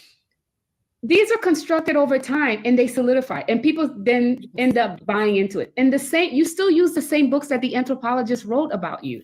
Yes. So it's fascinating to me when I'm in Ghana in the bookstore, what I see is, continental? Continental always means European, right? Yes. There's like literature is European, everything else is marked.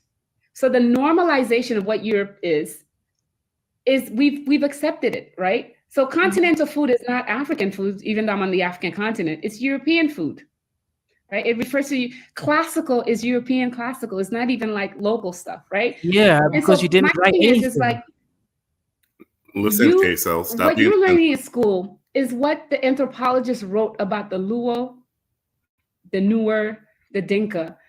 And they wrote it in the context of extreme racism and seeing Africans as less than. So this notion of civilized, the Luos less civilized, the Kikuyus less civilized, so and so less civilized, comes from the European textbooks that we then learn to believe about other Africans.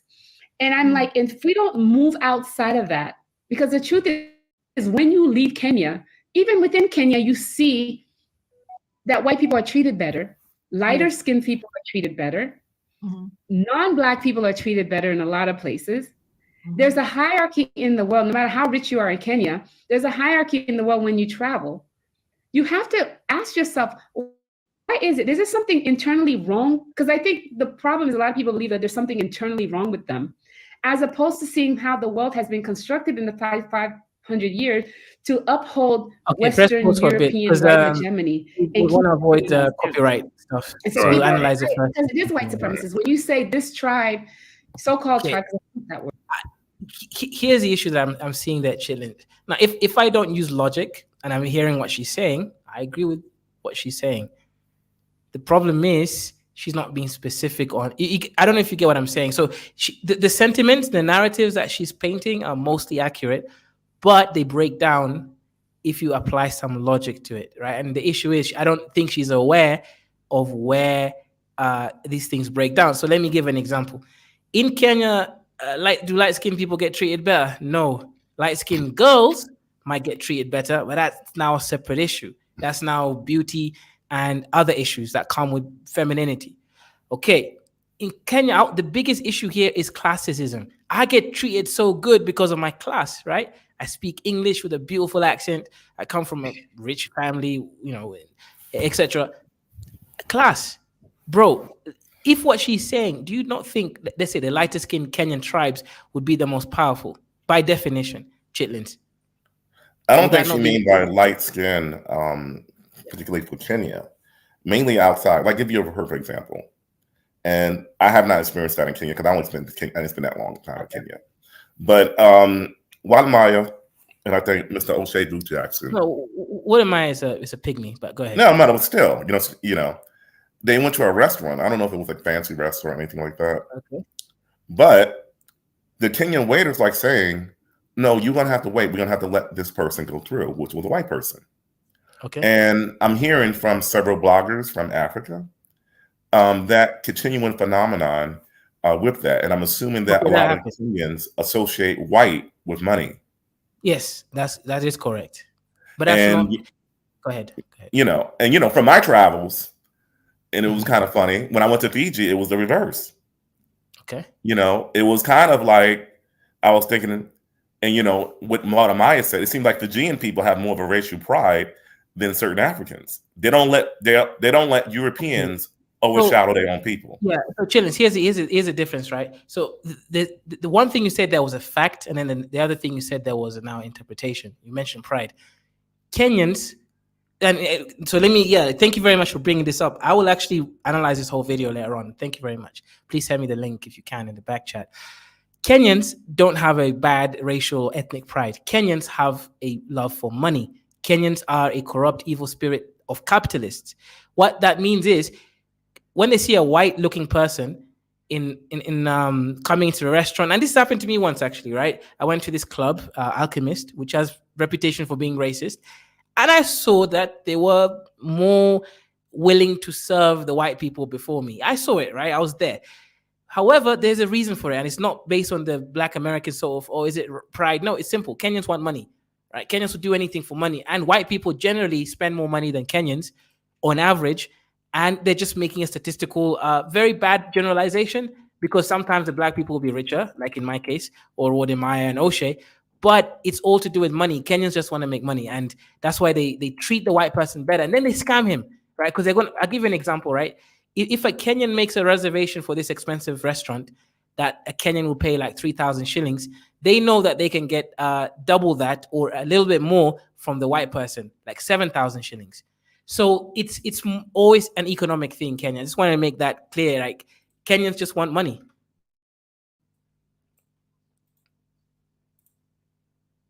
All right, I got you. But she throws in a lot of facts to how the way it is globally. And I noticed that towards globally. Whatever that Nigerian guy said, if I go to Australia, right, me versus him, I would get higher rank than he would be because they view me as civilized. Right. Yeah, and it's the same thing with many different countries as well.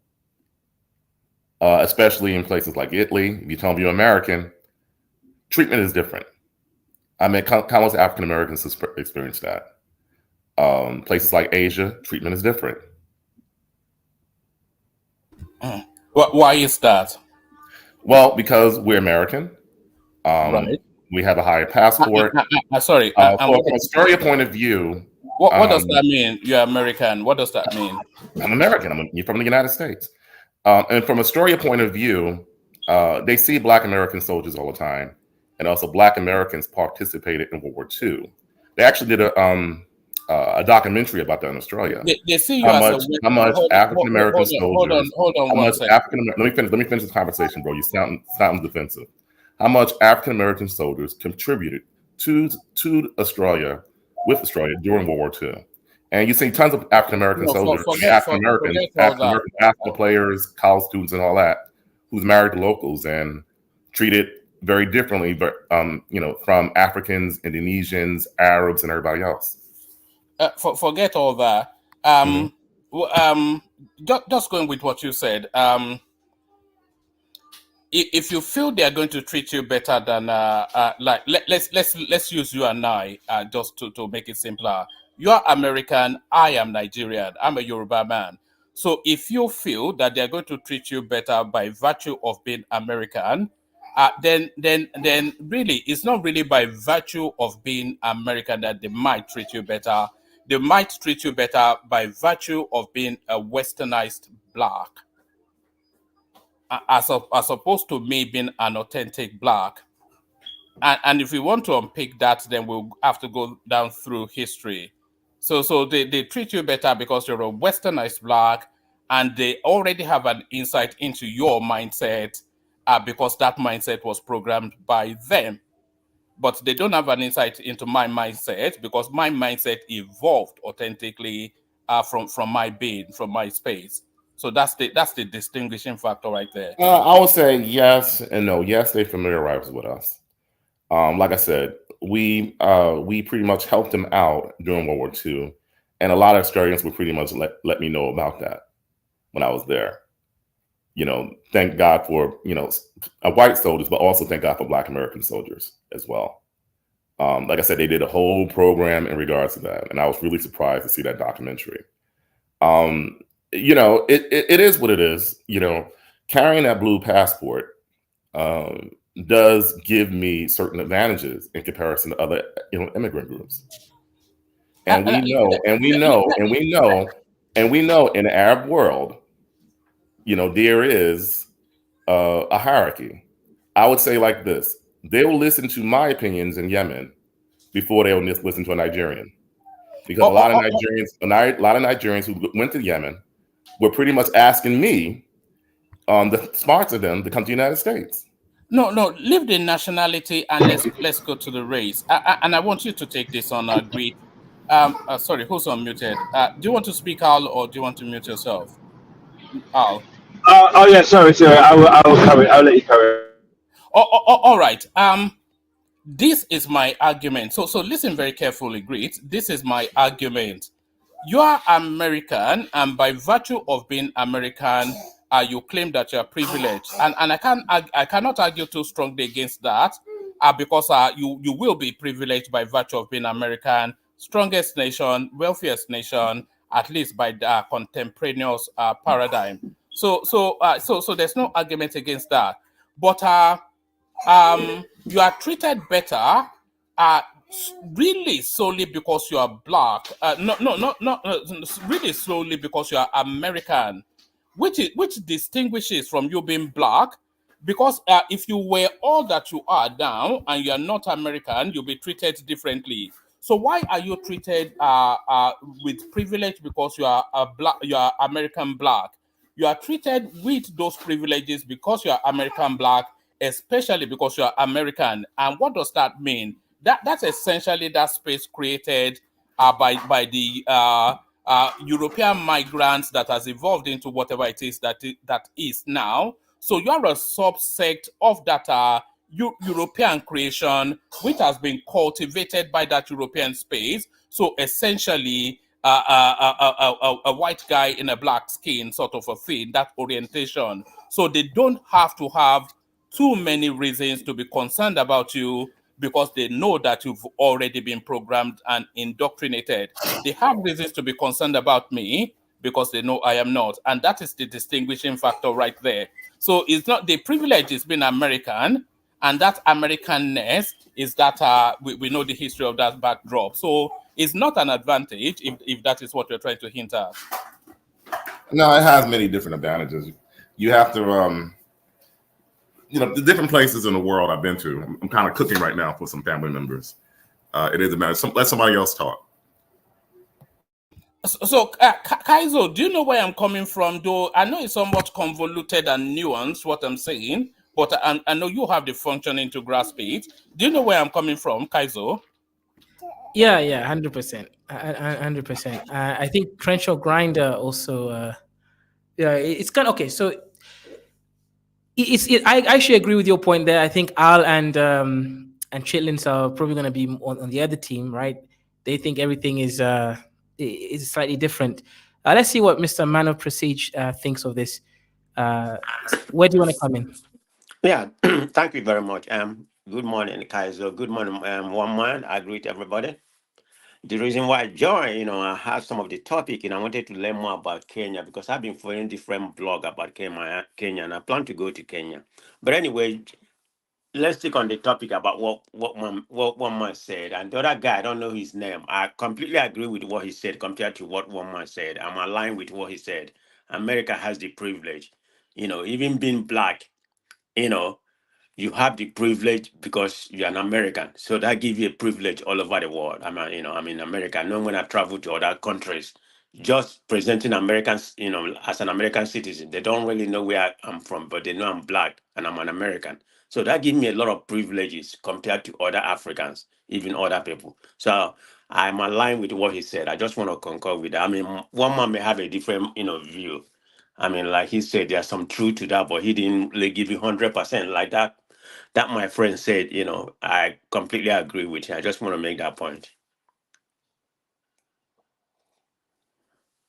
Okay. Shout out. Interesting perspective. Al, did you hear the conversation? Where do you want to come in? Why are you comparing Dusty African with African American, man? What's wrong with you guys? Why are you comparing Dusty? Yeah? Why are you calling Dusty Africans to African Americans? The largest single black people in the world with the largest spending power. You understand? If you have like 10% of black American coming to Africa, you think our economy is going to be poor.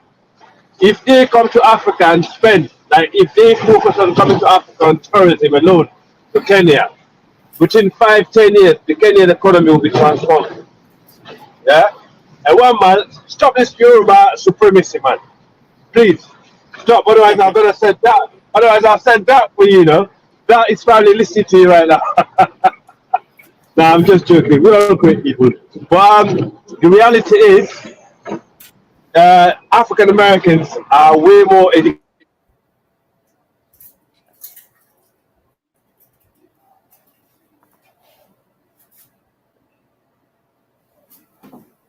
You see, your Degeneracy. African what?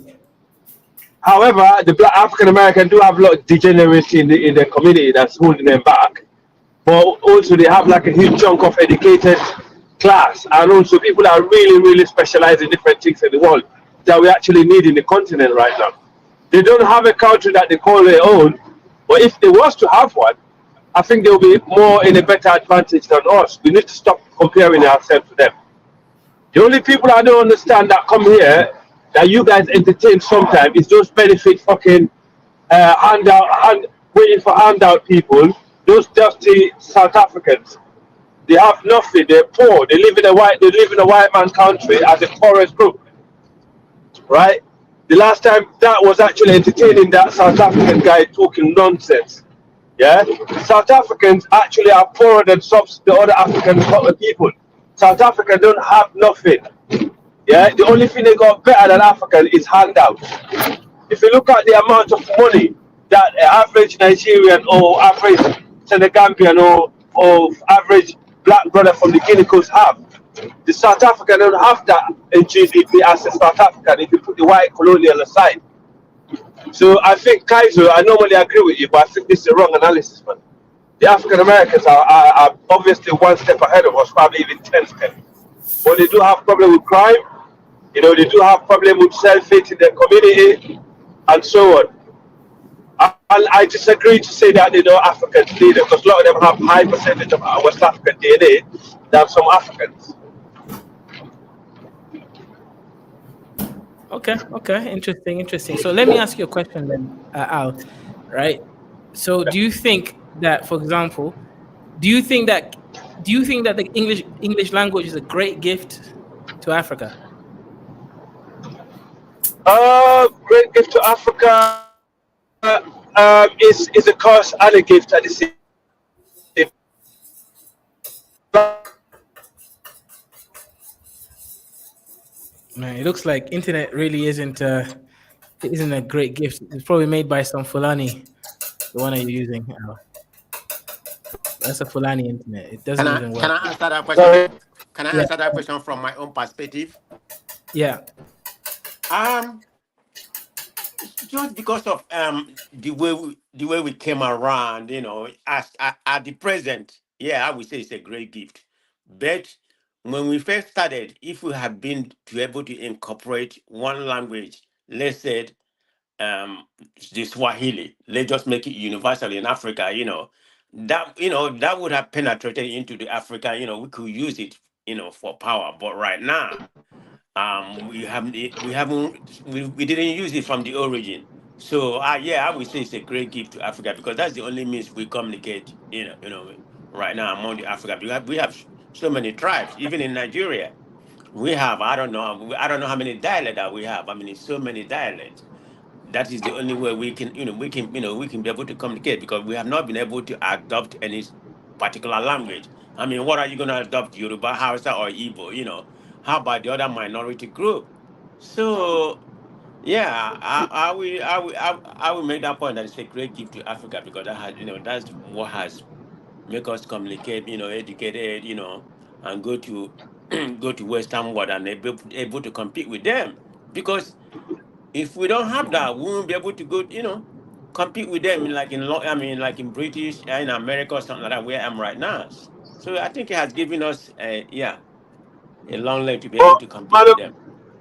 Man of Prestige, would you say that if they would, if we never had English in Africa, do you think that by now Africa would have had adopted one of our languages as a general spoken language in the region. But that would have been from the old region. But I don't know how we'll be able to compete in a global economy with just African language. Let's assume the most popular African language, we know right now is, Swahili, which is being, which is being spoken in several, East African Right, countries. But if we right, adopt it for the whole countries, right, for the whole continent, I yeah. don't know how we can be able to use it to compete in this global economy we are right now. I think, Knowing how the Western people think, Go yeah. ahead. I think by now, we probably would have adopted speaking Yoruba or Bambara or Fula or Mandinka, one of the Niger Congo languages. That's Right. where we adopted, or even Igbo, because Igbo is also part of the Niger No, Congo family. Igbo is very difficult. It's difficult Exactly, to learn it. Yoruba. I can Yeah, see Yoruba Yoruba outside is as a very more perfect livable. language for the entire region of West Africa because it's much more easier, and Yoruba make a very big population of the region. And the only disadvantage with the Yoruba language is not spread throughout the region. If Yoruba was if you had were to have Yoruba like the way you had Fulani spread in West Africa, I think Yoruba would have been the most dominated Niger Congo language. So there's a lot Yeah, of Fulanis in but the Africa. Hausa language is more widely spoken than Swahili. Yes, that's true, one man. That's true. That's true, one man. But the trouble is, it's not Hausa language. As much as their brothers, we love them, but it's Afro-Asiatic. And now African people in a tribal business, right? They be like, "Hey, why would I want to speak some Asiatic language?" So if it's Niger Congo language, they're more likely to adopt it. Like in Mali, for example, right? People never resist Bambara as a national language because Mandinka, Bambara, Soninke, all these other languages, subgroup underneath them, they're all the same group. They all got similar words, similar ways about them. So when they introduce it, people never resisted it. In fact, the only thing that they resisted in Mali is to the secularism, where religion will not be the main aspect of people's day-to-day life. That's more resisted than the language. When they brought Bambara, everyone was like, why not? We can all speak Bambara. We all got relations to the people, and we're more familiar. Yeah. Yeah, just a correction to one man. It's not, Hausa does not have more speakers. Kiswahili is like Kenya, Tanzania, Congo, 200 million people. Hausa is probably 50 million. Let me ask one man something. One man. Let me ask one man something. One man. If we have adopted a particular language in Africa, be whatever it may be, how do you think we'll be able to compete in a global economy right now? I mean, in terms of education, technology and everything. Would that be pervasive in this present generation? No. I think it would have propelled us a lot further than where we are now. If we had adopted the Hausa language, which is probably the most widely spoken language from our sub-region. If we had adopted that as the universal language of that sub-region, we would have propelled, because then we would have used it as a language of education, we would have used it as the language of communication, we would have used it as the language of science, and would have evolved that language into a global language. Look, if you look at some of the most advanced countries in the world, they've not adopted a second language. The Chinese learn in Chinese, and they're one of the most advanced. Japanese, Germans, the French, etc. So, if you adopt a secondary language, then you cannot think in nuance, because you think in nuance in your original innate language. So yes, just the short summary to your yes, would have advanced better. That's just my thinking. And Hausa language is beautiful to listen to. It's amazing. I love their language. When you listen to Hausa, you just want to listen to it. Or even Yoruba, even like all the Niger Congo languages, also they're lovely to listen to. Yeah, but So, how come Mandinka? But how come Mandinka languages sounds Indian, man? It's like a lot of katenka, right? What's going on there? Like all the Gambians always sound Indian because of the influence of like the Mandi languages, right? But it sounds Indian. Yes. Think about Yes, I mean you'd be surprised how much I think you know what I think Mandinka, Fula, all this Niger Congo branch are actually connected to the one the Hausa language. They're very similar. But you're right. It does sound Afro. It does Mandinka does sound Afro-Asiatic more than Niger Congo. Even Fula, our language sound more Afro-Asiatic than Niger Congo. But they are Niger Congo. In fact, the Fula and the Mandinka it's very much similar. Mandinka say Tanati, we say Tanala, yeah. So as well. So, but however, we have some of the Niger Congo languages that are much more easier to speak. Like in Guinea, Mandinka and Fula are larger in numbers, or people speak Susu. People don't speak Fula or Mandinka in Guinea that much. They only speak Susu. But if you go to Sierra Leone, we all speak Creole. That's a broken English that we adopted from the Caribbean and the Black Americans. However, most people in Sierra Leone tend to speak Fula. That's why that did not understand when he was talking about people who speak Fula. Fula is the second languages in a lot of different countries in West Africa after the main language. That's because of trade. Like if you go to Senegal, they don't speak Fula. It's Wolof. Wolof is the most speaking language, I don't know if how Mandinka comes, where it comes, whether it's third or second. But in Sierra Leone, Guinea, Susu in Guinea first, Fula second.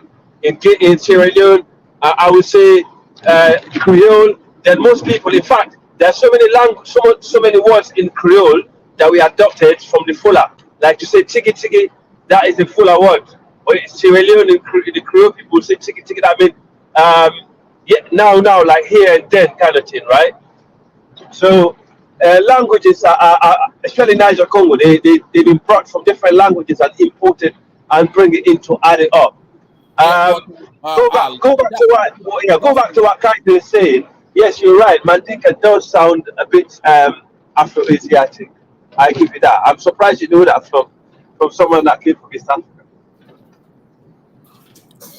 But that's not peculiar to the African language, though. Even the English language, there's a lot of adaptations. The word balcony, for instance, that came out of I think India. The word camera, that's a Persian word. A lot of French adaptations, a lot of German adaptations, so a lot of adaptations into every language adapts, it adapts into new, because there are certain descriptives that describes a lot better situations and objects better than your language, so you just you adapt that into your language. So yes. Yes, it does happen a lot. But just as an aside, I'm looking to bring on a guest. You remember I brought on a guest on Sunday, that's a Nigerian politician. So I'm looking I'm looking to bring on a guest soon, a guy called Check in Effect. So it's an African American traveling the world, presently in Ghana. So look out for that. Some guy called Check in Effect. I will. I mean, that interview with Daniel Boala, that was a great interview, one man. I really commend you for that. You was calm. You asked him the right question. The way that carries on, I can't see why you should be getting a lot of top politicians in Nigeria joining this show from now on. And please, if you ever have him again, no, wait, I'm 1 million man of prestige. I apologize. If you ever come in again, let me interview him a little bit, man, because I think I need to pick up some bone on what he did said, on the show. Yes, he is. Don't let people get too much on him, because he might not want to come back again in a 1 month.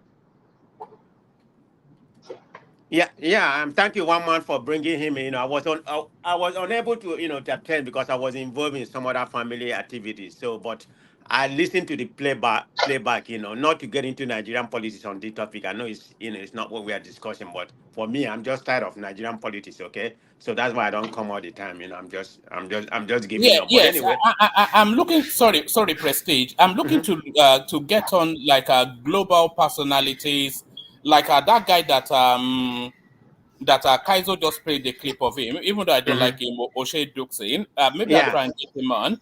But I'm working on a guy called Check in Effect. I'm exchanging correspondence with him. If I can get one, Hey, one I man, think I'm you'll a enjoy fan of him. his. I watch most of his blog from different countries. You know, the last time when he was in Africa, he was in South Africa, he was in Kenya. I don't know where he is right now. I watch all Is his he in content, Ghana so that now? that would be great. He's from Miami. Yeah, he's from Miami. Thank you, one man, man. That's it. That would be good. Make it more global, not just Nigerian politics, man. Thank you. Man of Prestige, how you doing, bro? You good? Yeah, I'm great. I'm great. I'm just working right now. Thank you. Right. Yeah, no.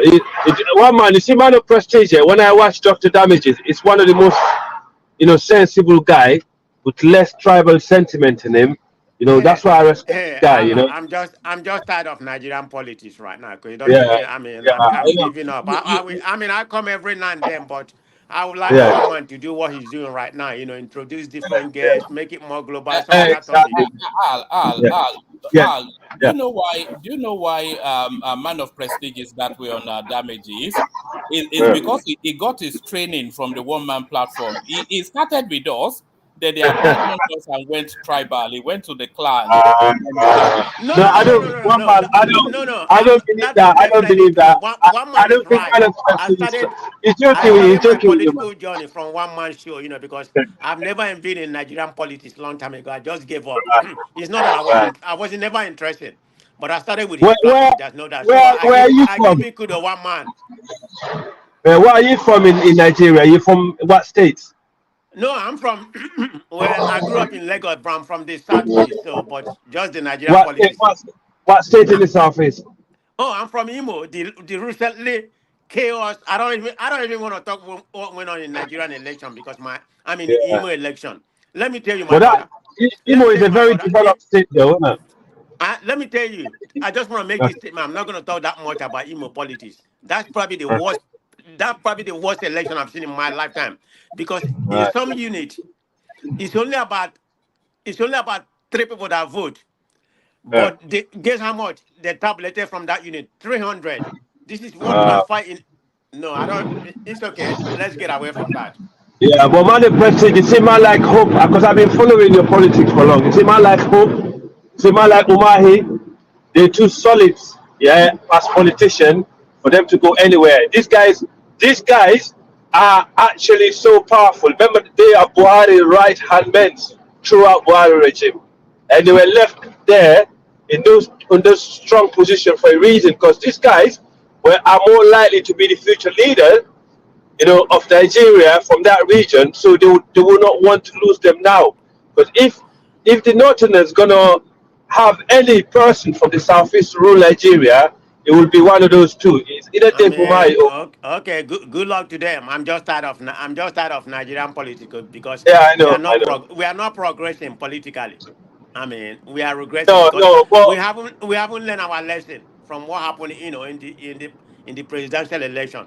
I don't know if you follow yes, what happened in the three states that over the right, weekend. It's worse than the right, general. It's worse than the general election. So right, right, right. But let's talk more interesting thing anymore. I'm not. yeah, sure, sure, sure. I'm going with that. But anyway, your state, Imo State, is very industrial. I noticed that they make a lot of stuff over there. Yeah, So that's but what.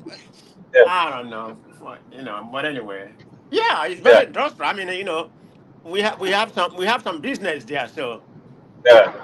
yeah. So that's one thing to be happy of, though, isn't it? Because and I noticed Buhari invested a lot of money. He paid a lot of attention when he was in power in that region, Imo State and Ebony State. He invested a lot of time and money in there. So I can see why things are paying off for you guys. But hopefully things will change when it comes to the political side of it anyway. But yeah, let's get back to the have topic, my hopes Kaizo. on that. Yeah, yeah. But Kaizo, Yeah. I think my king, Charles, I like him, I don't know why. I tend to like this guy, I think he's better than the Queen, bro. What was the subject about? I just started listening. But I saw the headline was about Uh, King Charles. What was it about? Oh, right. King Charles, he expressed, let me play the video, right? He expressed a regret about what happened during the colonial government. And the Oh British yeah, I think I heard about people, it before. Go ahead. The British people are saying, "Oh, you're a king. You shouldn't be out here apologizing to Africans, etc." We actually gave them so much in exchange. So, but then the Kenyans are saying, "Well, no, that wasn't an apology." You see, the British are saying you shouldn't have apologized, and the Kenyans are saying that wasn't an apology. So he's catching fire from both sides. He's over here having a birthday party, man. He don't give a shit about what people think about him. He celebrated his birthday yesterday. I saw him cutting the birthday cake, guys. With bare black people around him, white people, Asians. Listen, right? Let me tell you what's going on right now. The politics, right?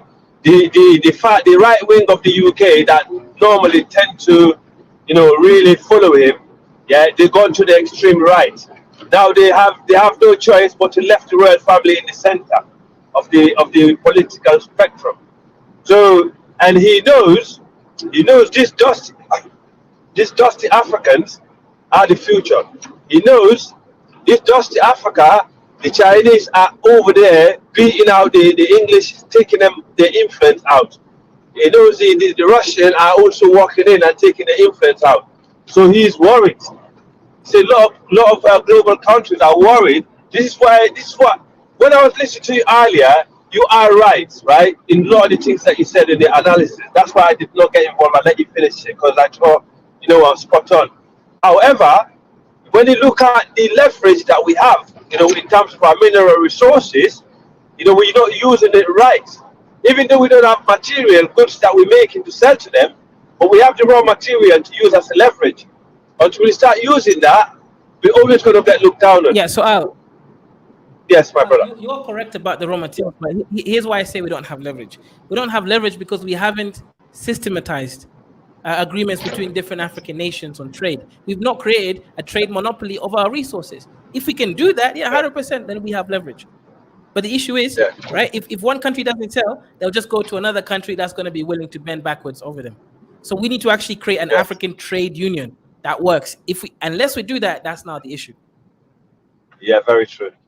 I mean, if we don't have a trading bloc because they've been talking about this for years, if that don't come into fruition, bro, we're gonna be struggling, because you're gonna have different trade deals being signed by different countries.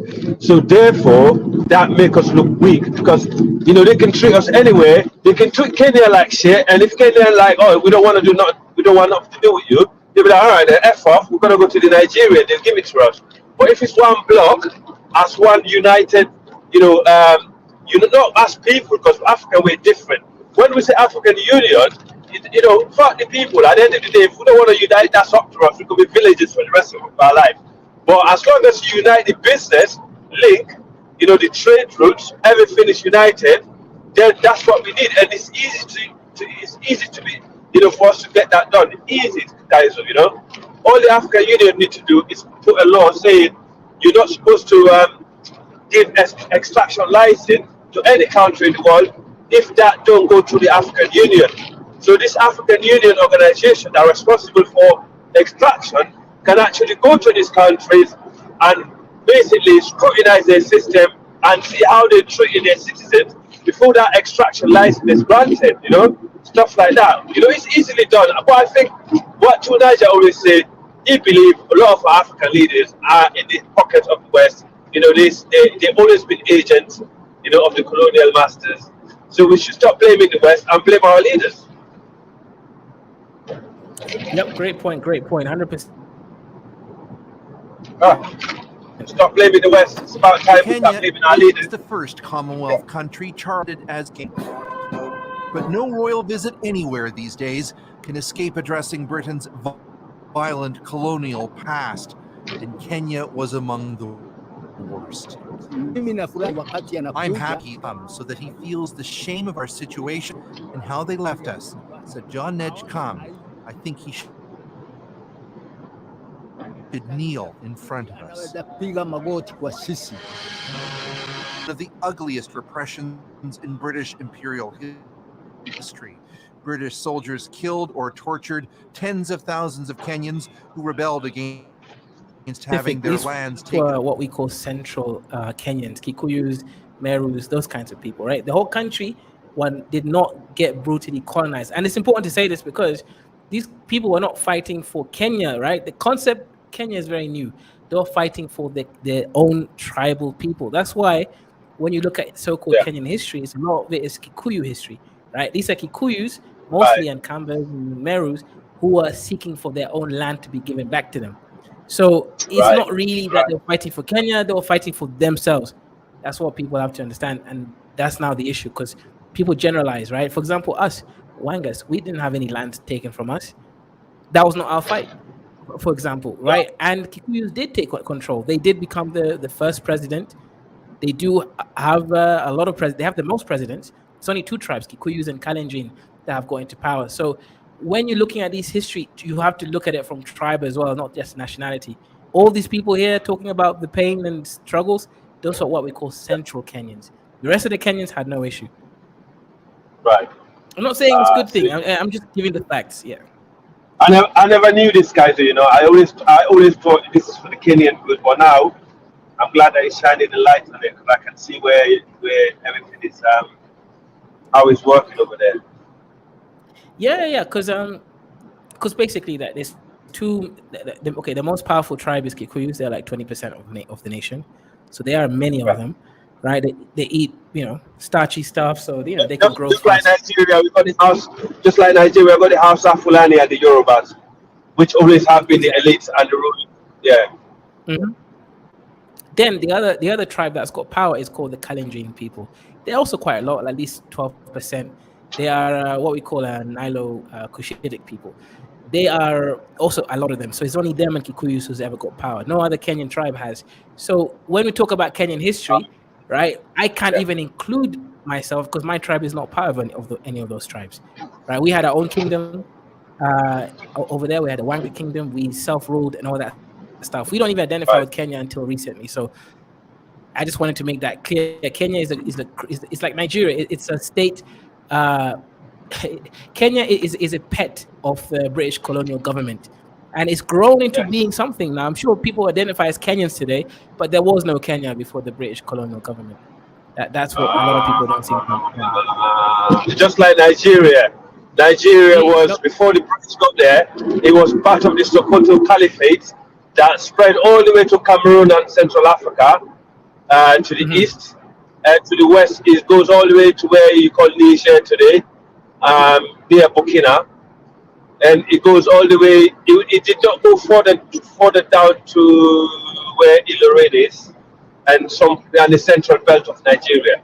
So really, truly, Nigeria lost more land during the colonial than before the colonials. It's crazy.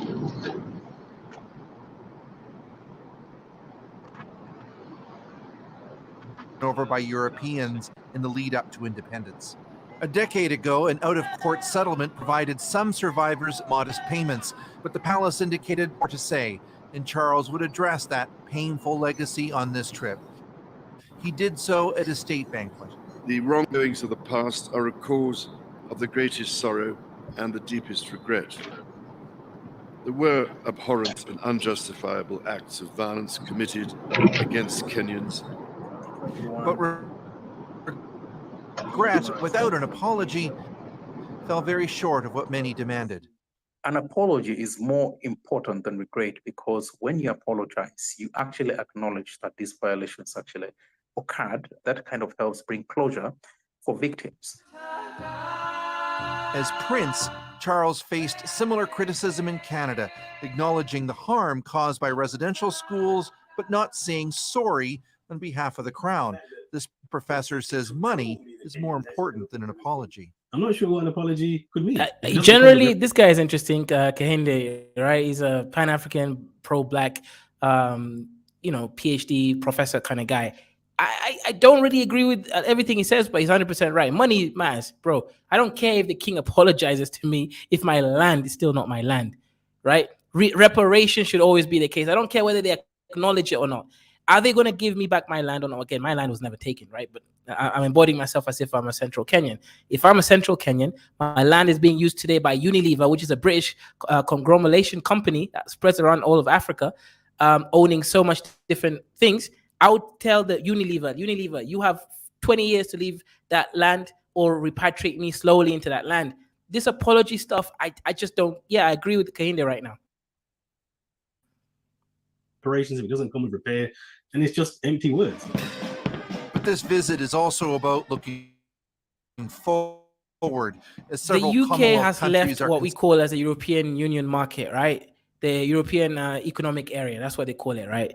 European Economic Area, EEC, community, whatever it is. So right now they're going back into the old colonial countries and they're trying to re-establish trade, right? So that they can survive. That's the main point of this. And there's nothing wrong with that. You know, if they benefit these African countries and they give them a good trade deal, I'm all for it. I just want the African people in charge not to be corrupt and put the money to the good use and develop. Like I give an example. UK cannot produce doctors. UK cannot produce nurses at the rate required to fill up the what they call the National Health Service. So it relies on foreigners, right? Doctors from India or Nigeria, and nurses from Philippines, India, Kenya, Ghana, those countries. So right now they've done an agreement with Kenya. Basically, if a Kenyan nurse has a diploma, not even a degree necessarily, a diploma, and they pass the English test, they can be allowed to go work in the UK. Now the Kenyan nurse is going to make money, obviously, send the money back. So that money will benefit the Kenyan economy because that's, you know, pounds, euro dollars coming back into the nation. But obviously it's going to benefit UK more in the long term because now they're able to fill a huge missing gap in the market. This agreement has to be, I believe it has to be bilateral, meaning we should be able to get expertise from them at a cheap price also, rather than relying. So it has to be a better deal. But yeah, go ahead, Midwest. I don't know what you've heard so far or where you want to come in and add to the conversation. Are you able to speak? Yeah, good evening. But I wanted to ask you a question when you were talking about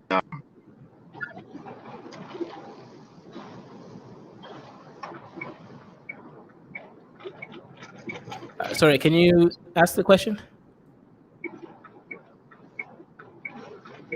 I think you got that Obama phone.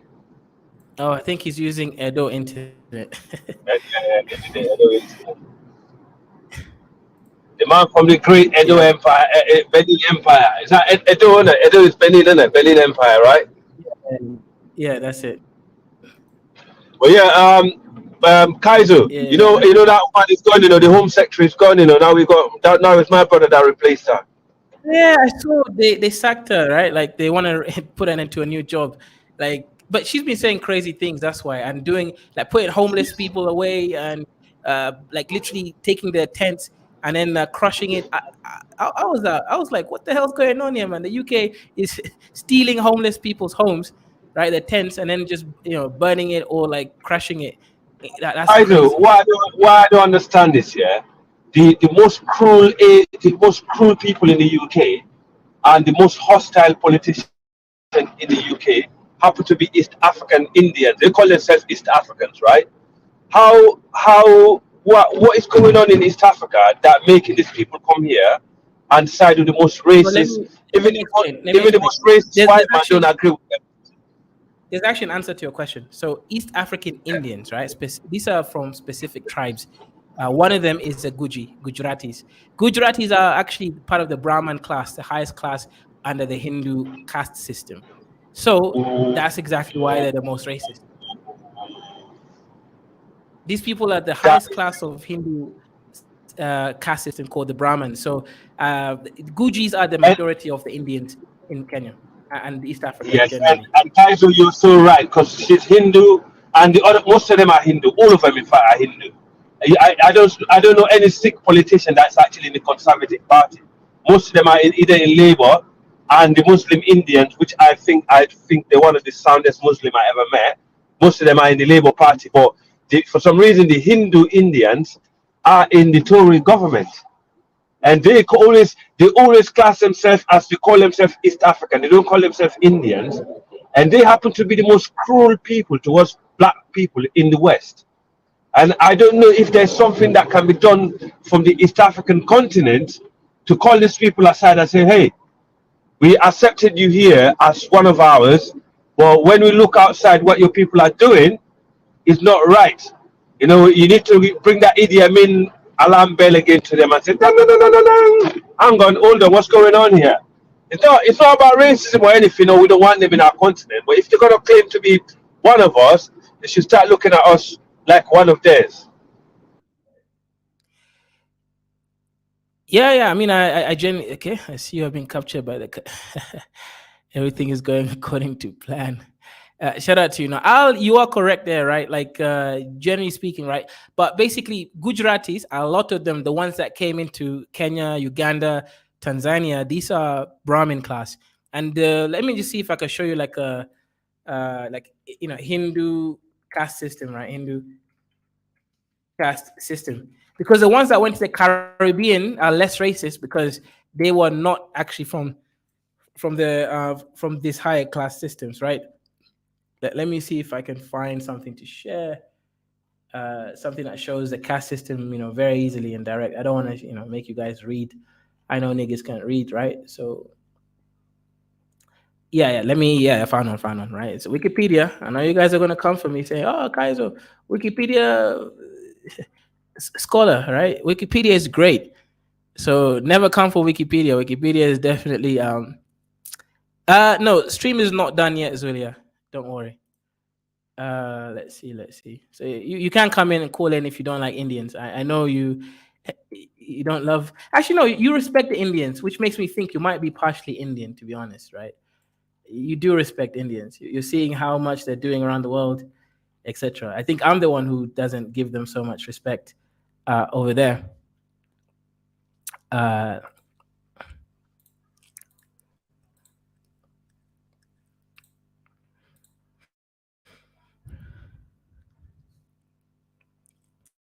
Okay, so this is the Indian caste system, right?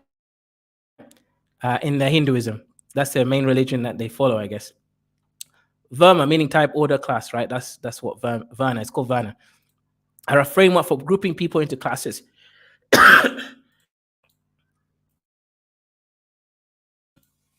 First using whatever, I don't care. It's referred frequently in the ancient Indian text.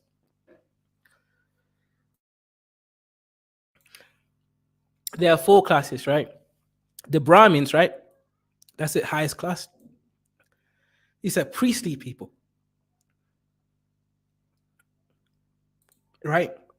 You got the Kshatriyas, these are the rulers, administrators, and warriors, also called Rajanyas. And then Vaishyas are the artisans and merchants, tradesmen and farmers. And then the Shudras. Shudras are what a lot of the dark-skinned Indians in the south are, right? These are the laboring class, right? Then of course you got the untouchables, right? Dalits, right? These clean the streets. These are the very, very dark Indians. You can clearly see that there is a racial classification. Let me just show you a simple example, right? Look at the Brahmins, right? Typically, these are the ones who are mixed with Persian. They're light-skinned Indians. A lot of Punjabis have a lot of Brahmin class people. Gujaratis have them, right? The Shudras tend to be your typical South Indian, dark Indian, right? Over there. Then you got the Dalits, right? The untouchables. Now just look at the racial. Look at the color distinction, right? Indians in East Africa, especially more racist. Look at this, right? So if I type in Dalits India, you look at the skin color, right? Right. So these are Dalits, right?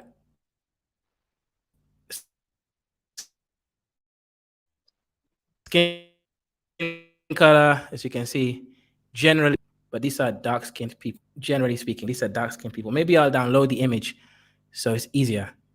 That's what happens when we type Dalits, right? If we type in Brahmins,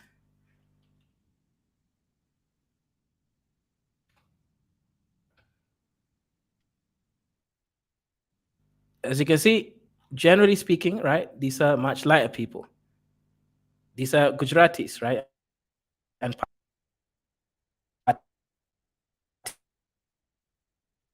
tails. Much lighter skin. Right? In Kenya, you will never see a tint addition. Kenyan Indians are very light-skinned, right? They look like Persians, right? Like a lot of the Punjabis. So that's it. Clear racial distinction, right? This is your Brahmin class, right? Almost Persian looking. And then you have the Dalits, right? Over there, which look like this. And these are the lowest of the caste. So there is a racial caste system. James says, right, there are no Dalits or Shudras. They are typically Dravidian in origin. Yep. Exactly. So yeah, this is a racial classification system, etc. Yeah. So I wanted to make that clear to Al. Midwest, are you there? Is your mic working now, or? I don't know if it's still working. Are you hearing me? Yeah, I can hear you now. I think I have my network because I'm not at home, and so sometimes when I use it outside my house, it's quite a little bit challenging. The network, I don't know Okay. when I go into see. program like this. But are you hearing me clearly? Yeah, we can hear you now. So I wanted to ask you a question like this Mao. Yeah, the Mao history, you know, they were fighting the British, but you said they were not fighting for Kenya, they were fighting for tribal. I don't know. I want you to elaborate on that because I feel they were fighting for their own land. They don't want people to come there to come colonize them, rule over them, and that was the purpose of fighting. So, is there any other thing outside that why they were fighting the British? Yes. So, okay, I'll give all the knowledge and then you'll play around with it. So when the British came to this land, the land had no name. You had different kingdoms, different areas. So you have one of my tribes, the Wanga. They ruled a kingdom in the west next to Uganda. Then you had the Somalis in the north. You had the Boranas in the north. You had the Kikuyus in the central of Kenya. You had Kambas near central but closer to the coast. You had the Swahilis in the coast, like Mombasa and those areas.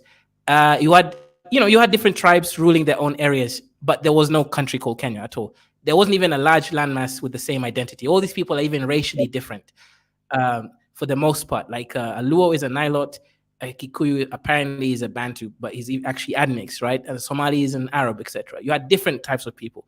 So when the British government came, they actually called the region Uganda, what we now know as Uganda, Kenya, and Tanzania, as British East Africa. Actually, Tanzania was colonized by the Germans first. Then the British inherited it once, the war and stuff was over against the Germans. So basically, it was known as the British East African Protectorate. So the British then came to my people, the Wangas, and asked us to help them establish this nation. So we were collaborators, right? Unfortunately, it is what it is. That's the history there. So we collaborated with the British to establish Kiswahili as the language of that whole area. Because we were trading with the Swahilis and other stuff. And what happened is the Kikuyus, specifically Kikuyus, but not only them, central Kenyans lost a lot of land to the British. So if you come to Kenya, let me share my screen, right? Unilever Farms, Kenya. These are some of the legacies, right? You go to it's a big company, right? So I believe it's a multinational corporation. UK has a big stock in it. You see, these people here are growing tea. Well, they're removing the tea from the ground. These are lands owned by Kikuyu people. As you can see, very green, very lush. They're near the Rift Valley, just really beautiful lands. The British literally stole them from the Kikuyus, and then forced the Kikuyus to work and pay taxes to them. So imagine someone comes, takes your land, forces you to work in what they call their land, and then you have to pay them taxes on top of that. So that's the history of those people. So they fought back against the British, not for the so-called country. There was no concept of Kenya at that time. It was just for their lands that they had been taken. So that's why the Mau Mau uprising happened. These were people whose lands were stolen by the British, and they were fighting for them. Okay. But then before I want to ask, before the fight, Kenya has been established by the British as a colony or what? Or just that's East Africa, something you call it? No. Before the fight, there was Kenya. East Africa Kenya existed. Just before the war, there was already, Kenya. And they were part of the country. Yeah. There was Kenya. Yes. Okay.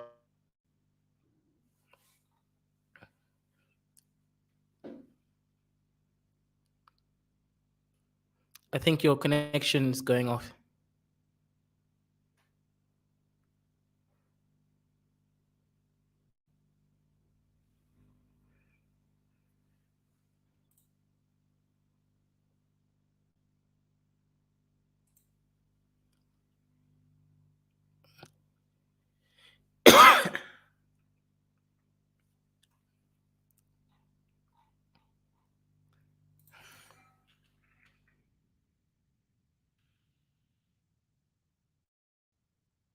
Yeah, so while we wait for Midwest mic or internet to come back, we'll just watch a little bit more of O'Shea's video. Okay? You have no level of democracy. And if we were still here, it would look much better than when we were not here. That's all they're saying. You blacks can't do X, Y, and Z.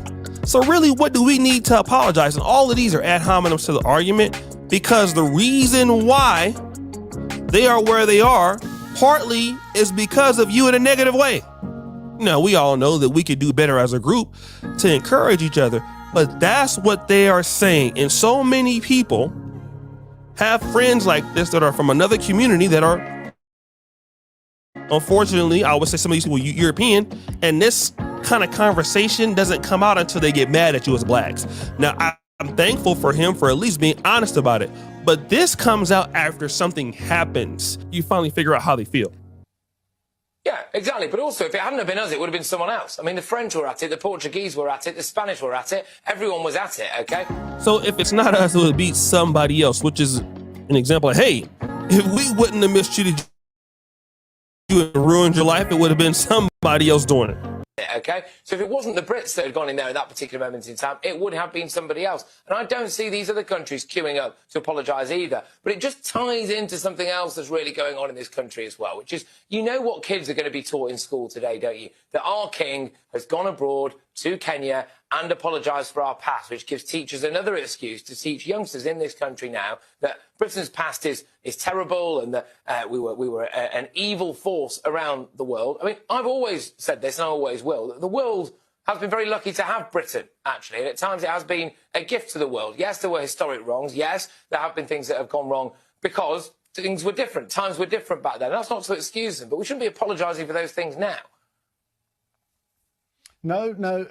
He said something very important. What will the school kids in the future be taught about Britain? They're going to teach them horrible things about us, and that's important. Because that's dominant in the past, but he doesn't care. Yeah, there's nothing about white privilege here. My God, like O'Shea loved to miss, right? He is a British man speaking about Britain, his nation state, and talking about how he doesn't like how that interacts with the future of the children who are going to start losing their identity, right? By all these multiculturalism, all these Africans and Indians that are coming to their nation, and now that Britain was a bad nation. This is not about white supremacy, brother O'Shea. It's literally about a nation state called the UK or Britain. I don't know how O'Shea finds ways to do this, right? It's not about Russia. It's not about America. It's about British history, a specific nation state that did specific things against the citizens of Kenya. It's like sometimes I wonder if O'Shea just wakes up in the morning, puts on his race glasses, and then thinks everything is about race. Bro, the British do not care about race as much as they care about their own national identity. Yes, race is part of it, right? Most Kenyans are Black Africans, so there will be a racial connotation to being a Kenyan. But a Kenyan does not care about Nigeria as much as they care about Kenya, because Nigeria is a separate nation state. I don't understand how Sonyani might say, my dear, yes, colonizers should apologize. I'm just analyzing O'Shea's weird race glasses where it's not related. Shout out to you. Care about what the British system is teaching African kids here right now in Africa about themselves. Do you know that the British system here in Africa makes little girls cut their hair off bald? They can't grow their hair. These kids feel like they have been dominated with that same British educational system. When you go to London. Oh my God. There's nothing British about cutting young African girls' hair bald. This is a cultural thing, right? It is what it is. It's a cultural thing. Africans, for some reason, think, African hair is untidy, and sometimes it is, and it's a lot of work to look after, and they want them to cut it bald. And usually this is specific schools. Usually it's actually boarding schools that have this sort of rules. Day schools don't tend to be as draconian, right? O'Shea, oh my God, right? The education system taught us mathematics, science, right? And reading and writing in general, literacy. You're focusing on some bad aspects of apparently cutting people's hair. Both, guys. No offense, but O'Shea definitely triggers me a little bit more than he should, right? Definitely triggers me a little bit more than he should. Alexis says, O'Shea makes content for people with noise addiction and coltan addictions. Yeah, that makes sense, Alexis. All these people on their iPhones and they just want to click on it, right? Yeah, that's true. That's a good point, Alexis. Yeah, it's just iPhone niggas who have ADHD that just want to click on something and listen to something. Yeah, because he's not saying anything at all, right? Just going on and on. And you're black and you're taught, just like me in the United States, you're not taught great things about your history, who you are, but it's very important for whites and their kids to be taught about who they are. And even in America, even in America and Africa, the blacks are always taught about how great somebody. What are you talking? No. O'Shea, what are you talking about? So you don't think British people should be teaching British kids about British history? Like, I am even lost for words what this guy's even trying to say. What the hell is going on? Kenya has an education system where they do teach Kenyan history, African history, and this also this idea by Pan-Africans that apparently Africans are so backwards that if you go to an African school, all you see is the so-called European tribal warfare 1 and 2, right? You guys call it world wars, right? To me, it's European tribal warfares, right? No. This is just another diaspora for history, right? And I'll show you. They do teach African history, Kenyan history curriculum. Let's say high school, right? This is insane. Let me just find a 1 second if I can find one syllabus, right? That's a government syllabus over here, because I keep hearing this from diasporans, right? And I'm just like, no.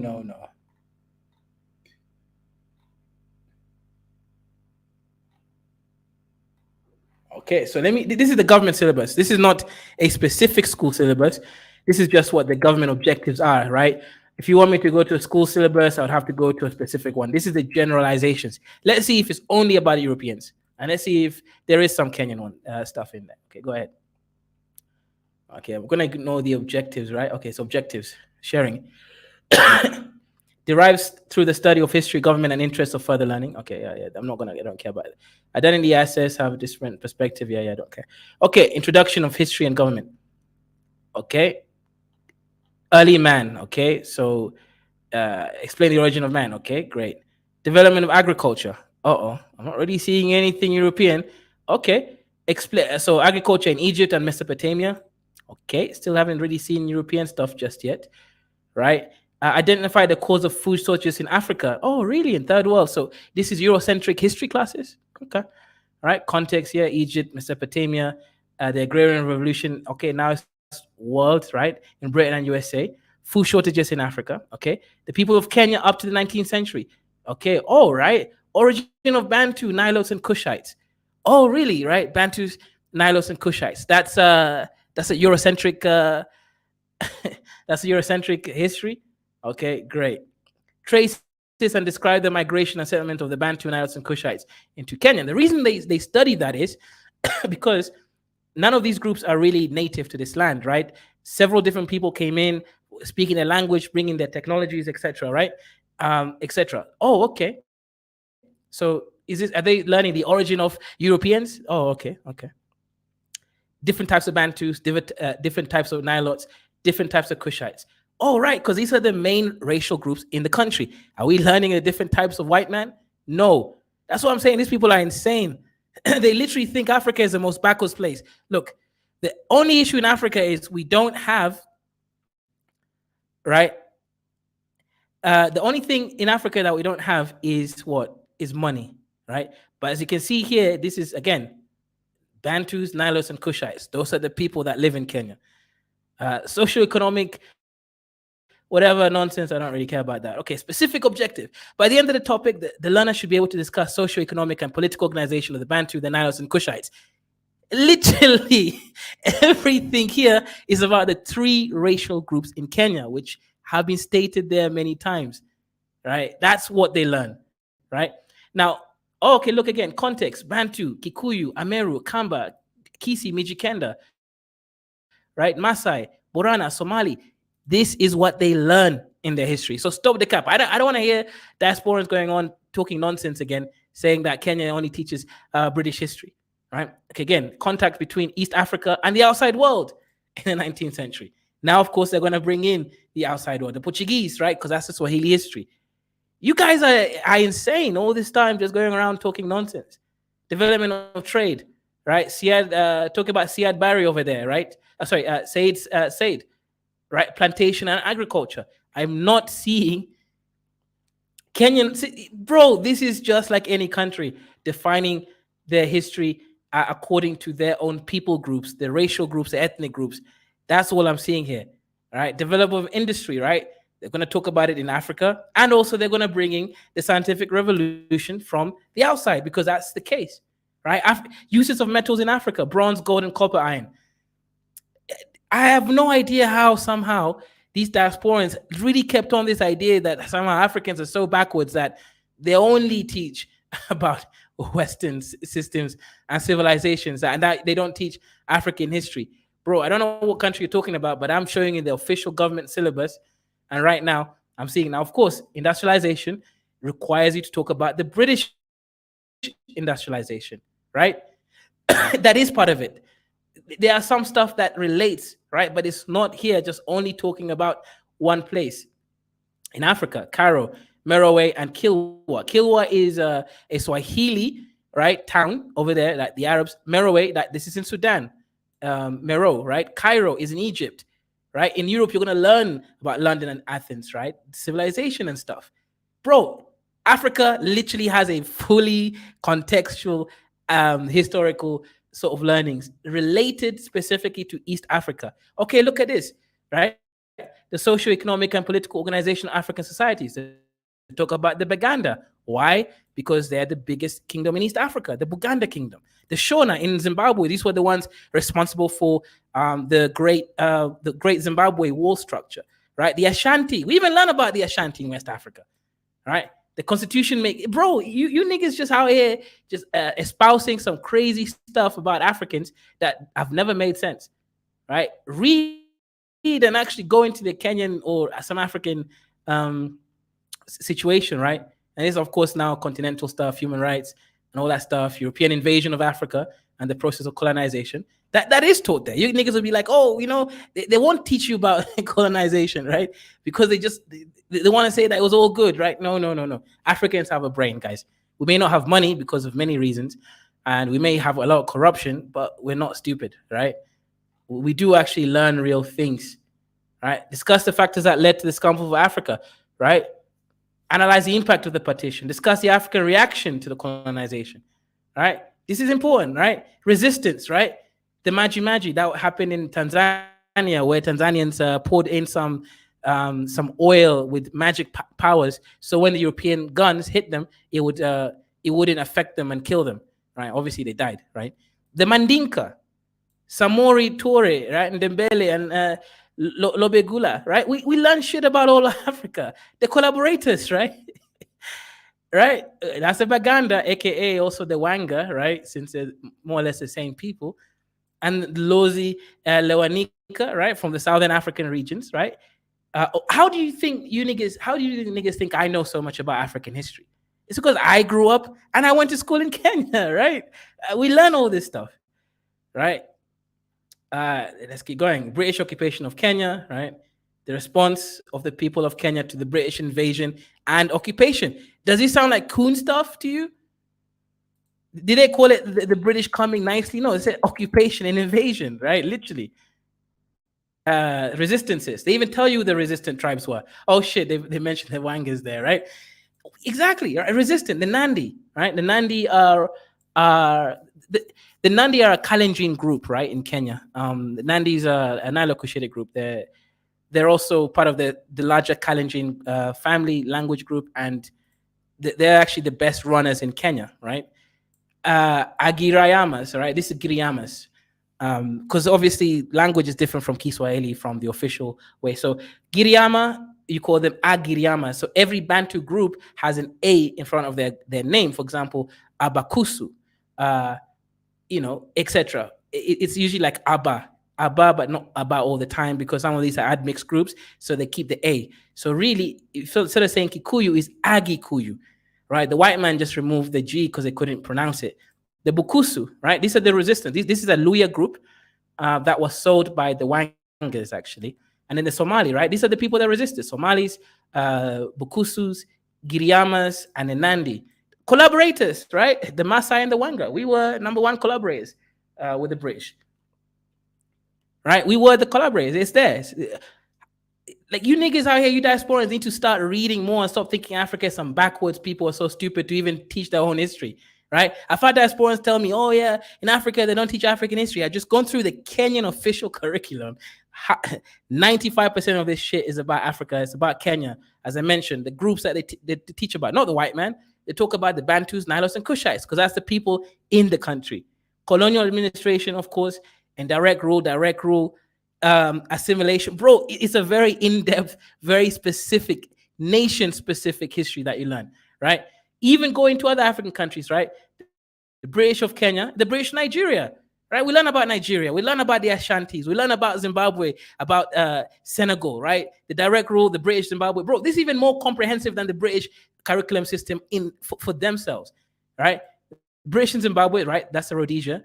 Assimilation, right? The French. And you see, you even learn the difference between assimilation and how the British rule, right? The British don't want to assimilate you. They don't want you to feel that you're British. The British want you to know that they're ruling you. It's all taught here. So anytime some retarded, when I say diaspora, I'm including Pan-African in general, right? Starts coming here saying that Africans, we need to teach African history in African schools. Africans don't even know their own history. Like O'Shea Duke Jackson here saying nonsense. This is insanity, right? Over here, and you see a place that took, social change that took place. Ugandan Railway, right? That's when the British went there to build. And that's why there's so many Indians in Uganda at that time, because the Baganda people and also the Kamba people of Kenya, whenever the British were building the railways, they used to steal the railway lines because they didn't want them to build there, right? Because these were foreigners coming to your country and controlling it. So they were resisting by stealing the products. So they brought in Indians to build the railways, right? Settler farming, colonial land policies, right? Devonshire White Paper, urbanization, all of this stuff is taught, right? Related, right?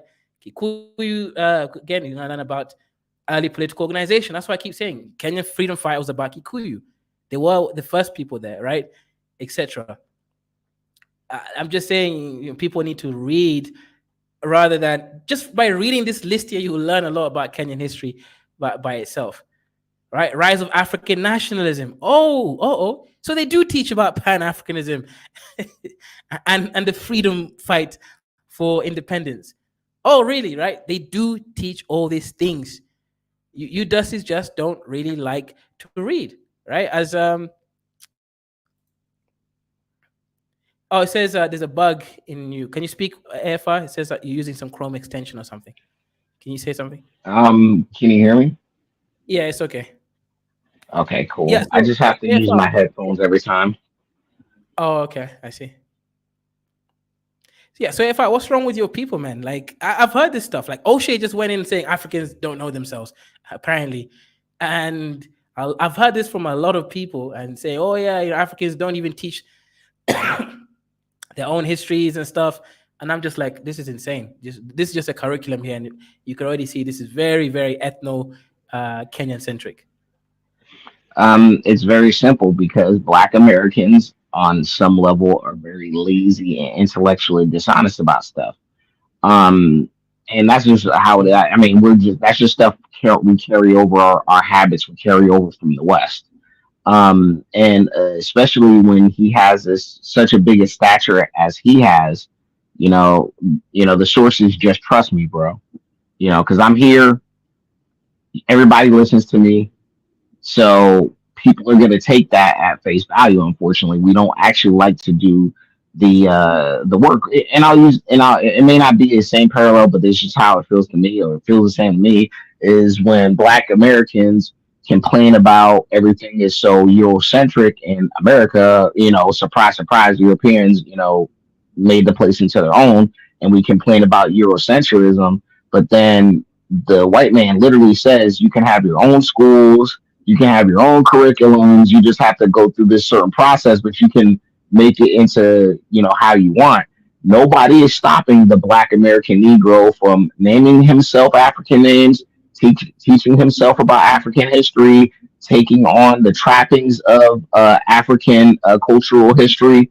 We can do that ourselves. Black people have done it in America, even though they kind of like to bastardize it and do it from a form of like inferiority or hatred towards white people. You don't really, not I'm not saying every instance, but like from what I've seen, instead of embracing our African culture and history, we do it just to as an affront to the white man or to offend the white man, not to actually do it for our benefit. So anyway, like I said, this is kind of the same thing where we have African history and culture at our fingertips very easily, but we just don't grasp it, and we want to blame everybody else. So it's the same thing. I don't know. I see the parallel from how our habits are in America. Like I said, we can do the same thing in America. We refuse to do it. So it's kind of funny to me that O'Shea says that in like Africa when literally they have a government mandated curriculum. So yeah, it's sad. It's sad.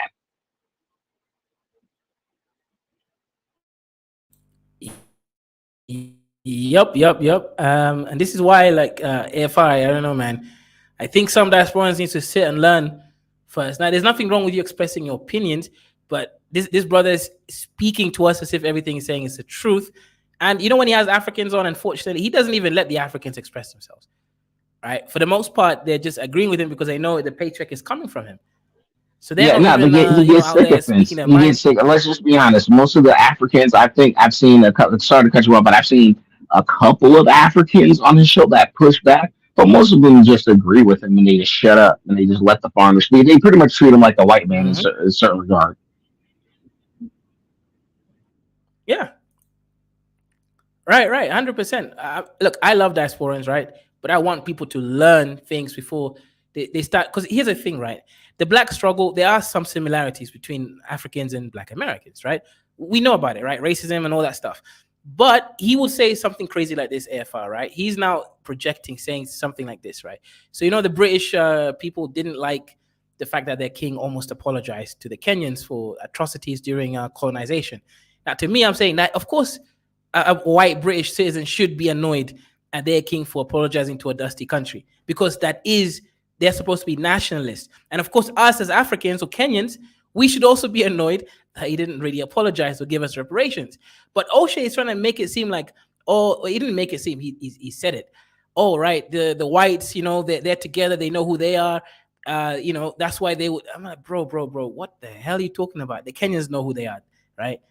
The difference here is that, no, there is no difference, right? The Kenyans are the ones who need the apologies, not the whites. You think that the Kenyans wouldn't go around doing the same thing against Nigerians if Nigerians accuse Kenya of doing something? Do you think the Kenyans would want to admit it? Of course not. So he doesn't understand that human nature, and he thinks it's a white versus black thing, and starts projecting Black American issues into Africa, which I find insane. Oh, well, I mean, that's the reason why Black Americans love projecting the white versus black dichotomy, is because we use it as cover for our own families all the time. For to a certain degree, I think maybe it happens in Africa, but to a way larger extent, because I'm just gonna be honest, Black Americans have way less of an excuse for failure than folks on the continent, because we have resources, we have close proximity to the trappings of civilization. Even though Africa's rising and they're trying to get the same thing, they are at a disadvantage while we're at an advantage, and we refuse to, grasp what is rightfully ours. That's our birthright in America. But unfortunately, as a collective, we don't move correctly. So we will talk about how the white man did something 300 years ago to, when we talk about oppression, like the white man did this to the Africans in Africa and all that. And like, Nick, you was in America. You in America right now. Like, I don't really understand why you're talking about what the white man did 300 years ago and the scramble for Africa when the pipeline thing you're yelling about was made by white and black Democrats and Republicans, together. That wasn't a white man led initiative or whatever. So it's just we're very dishonest when we come to this conversation. So sorry to ramble, but you get what I'm saying. Yeah, 100%, 100%. And I think, okay, so it's interesting. So what Nyanamasi says here, Kaiserian Empire, complaining isn't the answer, but tangible results. Yeah, I agree with you. We do need to get like real results out of these movements, right? But we're not going to get them unless we get to the crux of what's happening. And I mentioned that right now, unfortunately, right, I've always been saying Kenya is a great country, and it is in terms of development and all of that stuff. But right now, the country has gone bankrupt, right? Kenya's debt has matured, right? What that means, right, is that they have to pay back a significant amount of the interest rates, or there'll be consequences like bankruptcy, which means no more foreign direct investments coming in as much. It's going to be like Ghana. Your currency is going to be devalued by like half. So a lot of people will lose so much of their assets, etc. We don't want to go bankrupt, right? So Kenyan government has been doing crazy stuff like doing 100% taxes on people coming in, tourists. And I think that's a bad idea long term. You lose way more money because tourists are going to have a feeling of, well, I got scammed on the airport, I'm not coming back. Right now, they're proposing, no, they didn't propose, they literally said it, from marriage certificate to go to $1,000. How are you going to charge an African, right, $1,000 to write a piece of paper saying that they're married? First of all, do you think people are going to do it? No, of course they won't do it for the most part, right? All you're going to do is now just change the cultural stuff. People are going to get married in Tanzania or something, right? And at least they're still married. Or they're just going to be married by church. Why? Because Kenya still operates under customary laws. So this government doesn't even make sense. So you see what I mean, AFR? We're ruining our own nation. We're going to blame the white man for it. Yeah. Well, I mean, it's like economics 101, economy 101. It's just like people go off of incentives. And the thing about it is, like, I know they're not this stupid in the Kenyan government. I've never done one day in college, but I even know how the economy works. And you have to give people proper incentives. And now, obviously, more than anybody, there's going to be short-term pain when you do reforms and things of that like. But like, it's the long-term effect. That's why you have to be a leader and say, hey, we have to do this project. The little people are going to feel pain, and we're going to try to get through this. But this is the tangible result because this has happened 1,000 times. It's like living below your means, tighten your belt, then cut. Say that, like, and be productive. That's it. Like, there's no other alternative. So they're going to have to. The thing about it, the thing I really want to say is, I'm just waiting to see if there's going to be a smart person that's going to exploit this situation. That's going to say, who the problem is besides the white man? It's capitalism, like they do in South Africa with the ANC and all those other losers. Say, well, they've moved on from the white man. Now they're starting to target economic systems or whatever, even though a lot of these people that scream for socialism seem to be doing pretty well. And I'm looking at you, Julius Malema. They seem to have a lot of Gucci and all this other stuff, but the white man's economic system benefits you, but it needs to be destroyed.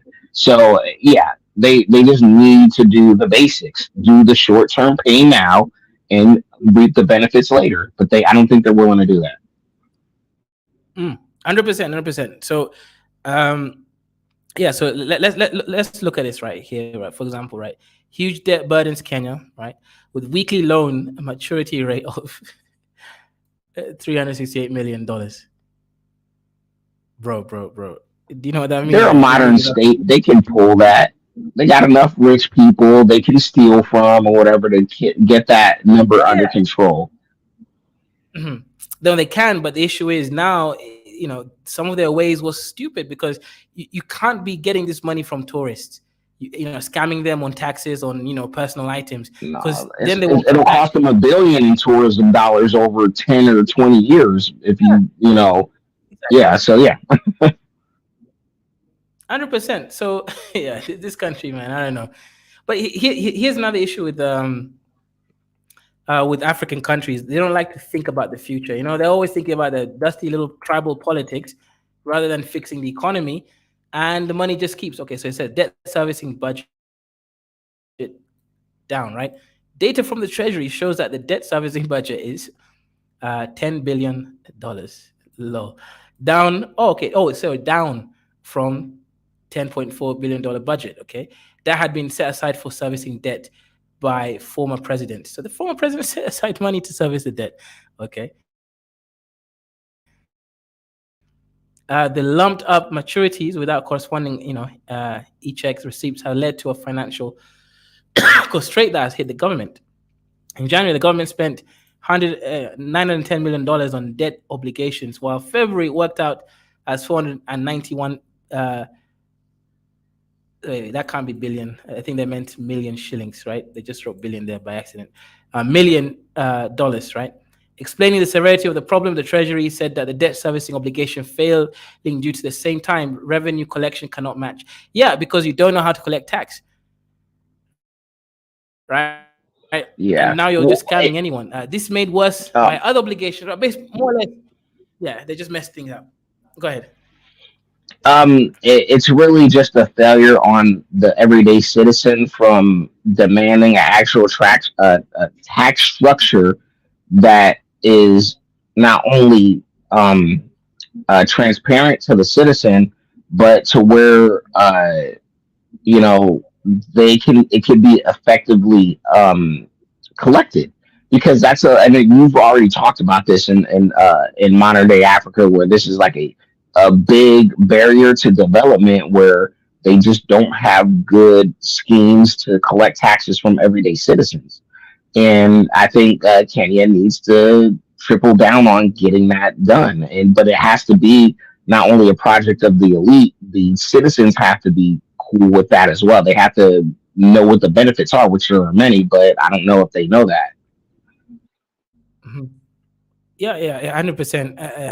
AFR. For me, I don't really know what the country's gonna do.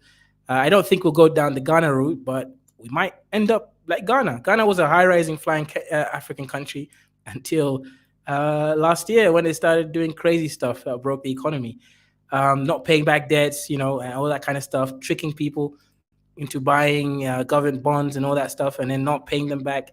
So if Kenya, anyways, we'll see what Kenya does, or we'll see what they're doing, I guess, raising up all these interest rates. But right now, I don't recommend people to go to Kenya until they stop scamming people at the airport. When they stop scamming people, then I'll recommend you to come again, right? That's the reality. But anyways, guys, I will be ending it here. I'll be coming back later on in maybe 3 hours. So shout out to all of you. FI, any last words? No, good informative stream like always, Kaizo, and I'll see you on the next one. Shout out, Juan.